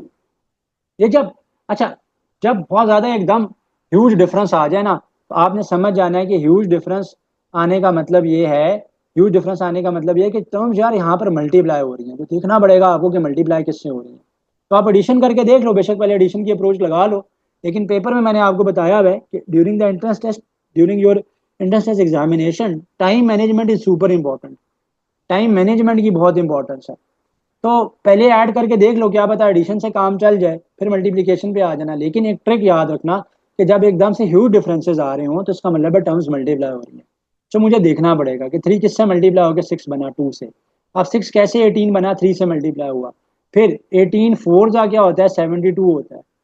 फिर 72 5 जा क्या होता है, 360 होता है। तो इसका मतलब है अगेन एक इंक्रीजिंग ऑर्डर से मल्टीप्लाई हो रहा है। तो मल्टीप्लाई को आइडेंटिफाई कैसे करना है कि अगर ह्यूज जम्प्स आ रही है, जैसे 18 से 72 पे, फिर एकदम 360 पे चला गया, तो मैंने पहले ही क्रैक कर लिया, पहले डिसाइड कर लिया कि मैं इस पे मल्टीप्लिकेशन की अप्रोच लगाऊंगा। ऑल्दो यहाँ पर एडिशन की अप्रोच भी लग सकती है, हो सकता है कि एडिशन हो, ये कोई हार्ड एंड फास्ट रूल नहीं है। लेकिन आपके पास यूजुअली जब इस तरह का एकदम से ज्यादा इंक्रीज आ रहा है तो इट मीन्स कि यहाँ पर मल्टीप्लाई हो रहा है। ठीक है, तो 360 को मैं 6 से मल्टीप्लाई अप करूंगा। 6 जीरो जा जीरो, 6 6 जा 36 का 6, 3 विल बी कैरी, 6 3 जा 18, 18 में 3 ऐड हुआ तो 21, 2160 मेरे पास आंसर आ गया। टाइप ऑफ क्वेश्चंस हमारे पास जो सेटिंग अरेंजमेंट के क्वेश्चंस हैं, एंड सेटिंग अरेंजमेंट के क्वेश्चन में आपको क्या कहा जाता है कि क्या डिफरेंट वेज हैं जिनके अंदर आप डिफरेंट लोगों को जो है वो अरेंज कर सकते हो, उनकी सेटिंग करवा सकते हो। कितनी नंबर ऑफ पॉसिबल वेज हैं। तो ये क्वेश्चन भी बहुत ईजी होते हैं, सिर्फ इसमें भी आपने कंडीशन को समझना होता है कि कौन सी कंडीशन जो है वो आपने फॉलो करनी है। So in how many ways 8 person can be seated at a round table if two particular person must not sit next to each other. So आपको क्वेश्चन में ये कहा जा रहा है कि कितनी पॉसिबल वेज हैं कि आप 8 पर्सन को एक राउंड टेबल के गिर्द बिठा सकते हो अगर दो पर्टिकुलर लोग एक दूसरे के साथ नहीं बैठेंगे। सो मैंने आपको इसकी अंडरस्टैंडिंग के लिए मैंने इसको ड्रॉ कर लिया। हमारे पास एक राउंड टेबल है एंड राउंड टेबल के गिर्द हमने क्या करना है, अरेंजमेंट करवानी है 8 लोगों की, 8 पीपल की। अच्छा, जब भी आपने राउंड टेबल के अंदर जो है ना वो सेटिंग करवानी है तो एक बात आपने याद रखना है, लेट से यहाँ पे पर्सन नंबर 1 सेट होगा, फिर 2 होगा, फिर 3 है, फिर 4 है, फिर 5 है, फिर पर्सन नंबर 6 है, फिर 7 और 8 है। बहुत इंपॉर्टेंट बात मैं आपको बताता चलूँ कि जब भी आपके पास सर्कुलर अरेंजमेंट है, यानी सिटिंग अरेंजमेंट एक सर्कल की फॉर्म में, तो याद रखना है कि जितने भी लोग आप अरेंज कर रहे हो या जितने भी टाइप ऑफ आइटम्स को आप अरेंज कर रहे हो, तो टोटल नंबर ऑफ जो उनकी अरेंजमेंट्स बनेंगी वो n-1 का होल फैक्टोरियल बनेंगी। ठीक है जी, वो n-1 का whole factorial sitting arrangements in total जो है वो आपके पास बनेंगी। तो अगर यहाँ पे हमारे पास 8 लोग हैं, 8 पीपल हैं जिनको हमने एक सर्कुलर टेबल के गिर्द बिठाना है, तो उनकी टोटल नंबर ऑफ वेज कितनी बनेगी, n-1 फैक्टोरियल। अगर लेट से ये लोग 11 लोग होते तो इनकी टोटल नंबर ऑफ वेव्स कितनी बनती, सिटिंग अरेंजमेंट्स बनती 10 फैक्टोरियल, क्योंकि 11-1 का होल फैक्टोरियल जो है वो 10 फैक्टोरियल हो जाता। अब वो स्टूडेंट जिनको आइडिया नहीं है कि फैक्टोरियल क्या भला है, तो फैक्टोरियल का मतलब मैं पहले आपको बता दूं। फॉर एग्जाम्पल, अगर मेरे पास कहीं पे 5 फैक्टोरियल लिखा हुआ है तो उसका मतलब है 5 × 4 × 3 × 2 × 1। सो 5 4 जा 20, 23 जा 60, 62 जा 120, सो 120 बनता है। सो सिमिलरली 8 फैक्टोरियल का मतलब क्या है, 8-1 फैक्टोरियल का मतलब क्या है, क्योंकि 8 लोग हैं एंड n-1 सिटिंग अरेंजमेंट्स हैं, तो 8-1 फैक्टोरियल 7 फैक्टोरियल आ जाएगा। तो याद रखना है कि जब भी आपके पास इन टोटल आपके पास लेट से n पीपल हैं और एक राउंड टेबल के गिर्द बैठे हुए हैं, तो उनकी सिटिंग अरेंजमेंट जो है ना वो n-1 का होल फैक्टोरियल बनेगी। तो यहाँ पे 8 थे इसलिए 8-1 का होल फैक्टोरियल मैंने किया। सो 8-1 का होल फैक्टोरियल क्या आया मेरे पास, 8-1 का होल फैक्टोरियल आया है जी मेरे पास 7 फैक्टोरियल। सो 8-1 का होल फैक्टोरियल क्या हो गया मेरे पास, 7 फैक्टोरियल हो गया। ठीक है जी। सो 7 फैक्टोरियल इनकी टोटल नंबर ऑफ वेज बनती हैं जिनमें इनको अरेंज किया जा सकता है। तो 7 × 6 × 5 × 4 × 3 × 2 × 1 है। सो 1 2 जा 2, 2 3 जा 6, 6 4 जा 24, 24 5 जा 120, 126 जा। सो 120 × 6 कर लेंगे, 6 0 जा 0, 6 2 जा 12 का 2, 1 कैरी, 6 1 जा 6, 720। तो यहाँ तक हो गए थे हम 720। अब 720 को हम 7 से मल्टीप्लाई करेंगे, तो 720 × 7 करेंगे, 7 0 0, 7 2 जा 14 का 4, 1 कैरी, 7 7 जा 49 एंड 1 5040 आ जाएगा। तो टोटल अरेंजमेंट्स हमारे पास आ गई 5040। तो सबसे पहले तो ऐसे क्वेश्चन के अंदर आपने क्या कर लेना है, टोटल अरेंजमेंट्स को फाइंड आउट कर लेना। तो टोटल अरेंजमेंट जो है मैंने निकाल ली एंड जब भी राउंड टेबल होगा तो याद रखना है कि टोटल अरेंजमेंट्स कैसे आएंगी, n-1 का होल फैक्टोरियल कर कर आएंगी। अब कंडीशन क्या थी कि दो लोगों ने एक साथ नहीं बैठना। तो दो लोगों ने जब एक साथ नहीं बैठना तो हम क्या करेंगे, टोटल में से वो कंडीशंस को माइनस कर देंगे जिसमें वो दे आर टुगेदर, जिसमें वो इकट्ठे बैठे हुए हैं। तो मेरे पास वो अरेंजमेंट्स आ जाएंगे कि जिसमें they are not together, they are not together. ठीक है जी। सो वो कंडीशंस आ जाएंगी कि जिसमें वो एक दूसरे के साथ नहीं बैठे हुए हैं। सो टोटल कंडीशंस आ गई मेरे पास, टोटल अरेंजमेंट्स आ गई मेरे पास 5040। अब अगर लेट से ए और बी एक दूसरे के साथ बैठे हैं तो इनको एक ही पर्सन के तौर पे काउंट करेंगे। तो 8 में से 2 लोगों को जब एक पर्सन के तौर पे काउंट करेंगे तो ये 6 बन जाएंगे, 6 फैक्टोरियल बन जाएगा। उसकी रीजन क्या है कि जब 2 लोगों को एक काउंट करेंगे तो अब टोटल ये हो गया 1, ये 2, ये 3, ये 4, ये 5, ये 6 एंड ये 7 बन जाएगा। तो 7-1 होल फैक्टोरियल। तो जब भी राउंड टेबल है तो n-1 होल फैक्टोरियल आता है तो वो 6 फैक्टोरियल बन जाएगा। 6 फैक्टोरियल क्या बनता है, 720 बनता है। आप मल्टीप्लाई करके देख लीजिएगा। अब सेकंड अरेंजमेंट ये बनती है कि बी यहाँ पर बैठे और ए यहाँ पर बैठे, यानी बी यहाँ पर है और ए यहाँ पे है। तो अगेन इनको एक ही पर्सन काउंट करेंगे तो उनकी अरेंजमेंट भी n-1 का होल फैक्टोरियल बनती है, जो कि यहाँ पे 6 फैक्टोरियल बन जाएगी। ये भी 720 बनता है। तो मैंने आपको क्या बताया था कि इस क्वेश्चन में हमने स्ट्रैटेजी क्या रखनी है कि टोटल जो नंबर ऑफ वेज हैं जिसके अंदर उनको बिठाया जा सकता है उसमें से हम माइनस कर देंगे कि जिसमें से वो एक दूसरे के साथ बैठे हुए हैं। तो मेरे पास वो कंडीशन आ जाएगी जिसमें in which they are not sitting together, तो टोटल वेज मेरे पास यहाँ पर क्या बनी है, टोटल मेरे पास अरेंजमेंट्स यहाँ पे बनी 5040 माइनस 720 प्लस 720, वो दोनों हैं जिसमें वो एक दूसरे के साथ बैठे हुए हैं। तो 5040 में से 720 प्लस 720 जो है वो 1040 हो जाता है, 1440 हो जाता है बल्कि इनफैक्ट, ठीक है 1440 हो जाता है, माइनस कर लेंगे, जीरो जीरो में से चला गया, ये भी जीरो आ जाएगा एंड पीछे 36 आ जाएगा। तो 3600 टोटल वेज है जिसमें उनको अरेंज किया जा सकता है।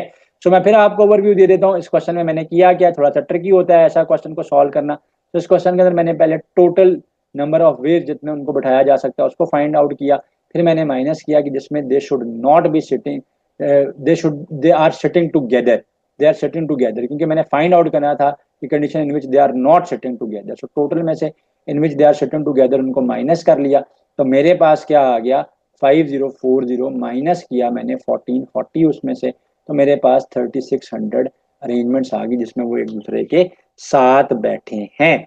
सो हेयर इट कंक्लूड्स और IQ एनालिटिकल सेक्शन। इस लेक्चर के अंदर 100% मैंने वो क्वेश्चन सॉल्व करने की कोशिश की है कि जो कि पेपर ओरिएंटेड है, पेपर में आ सकते हैं, बट अगेन याद रखना ये कंप्यूटर बेस्ड पेपर है, इसमें रैंडमली क्वेश्चन जनरेट होके आते हैं, इसलिए आपने इन सारी चीज़ों को कवर अप करना है ताकि 100% आप अपने एनालिटिकल एंड IQ के सेक्शन को अपने फास्ट यूजर्स के इंटरेस्ट टेस्ट में क्रैक कर सकें इंशाल्लाह।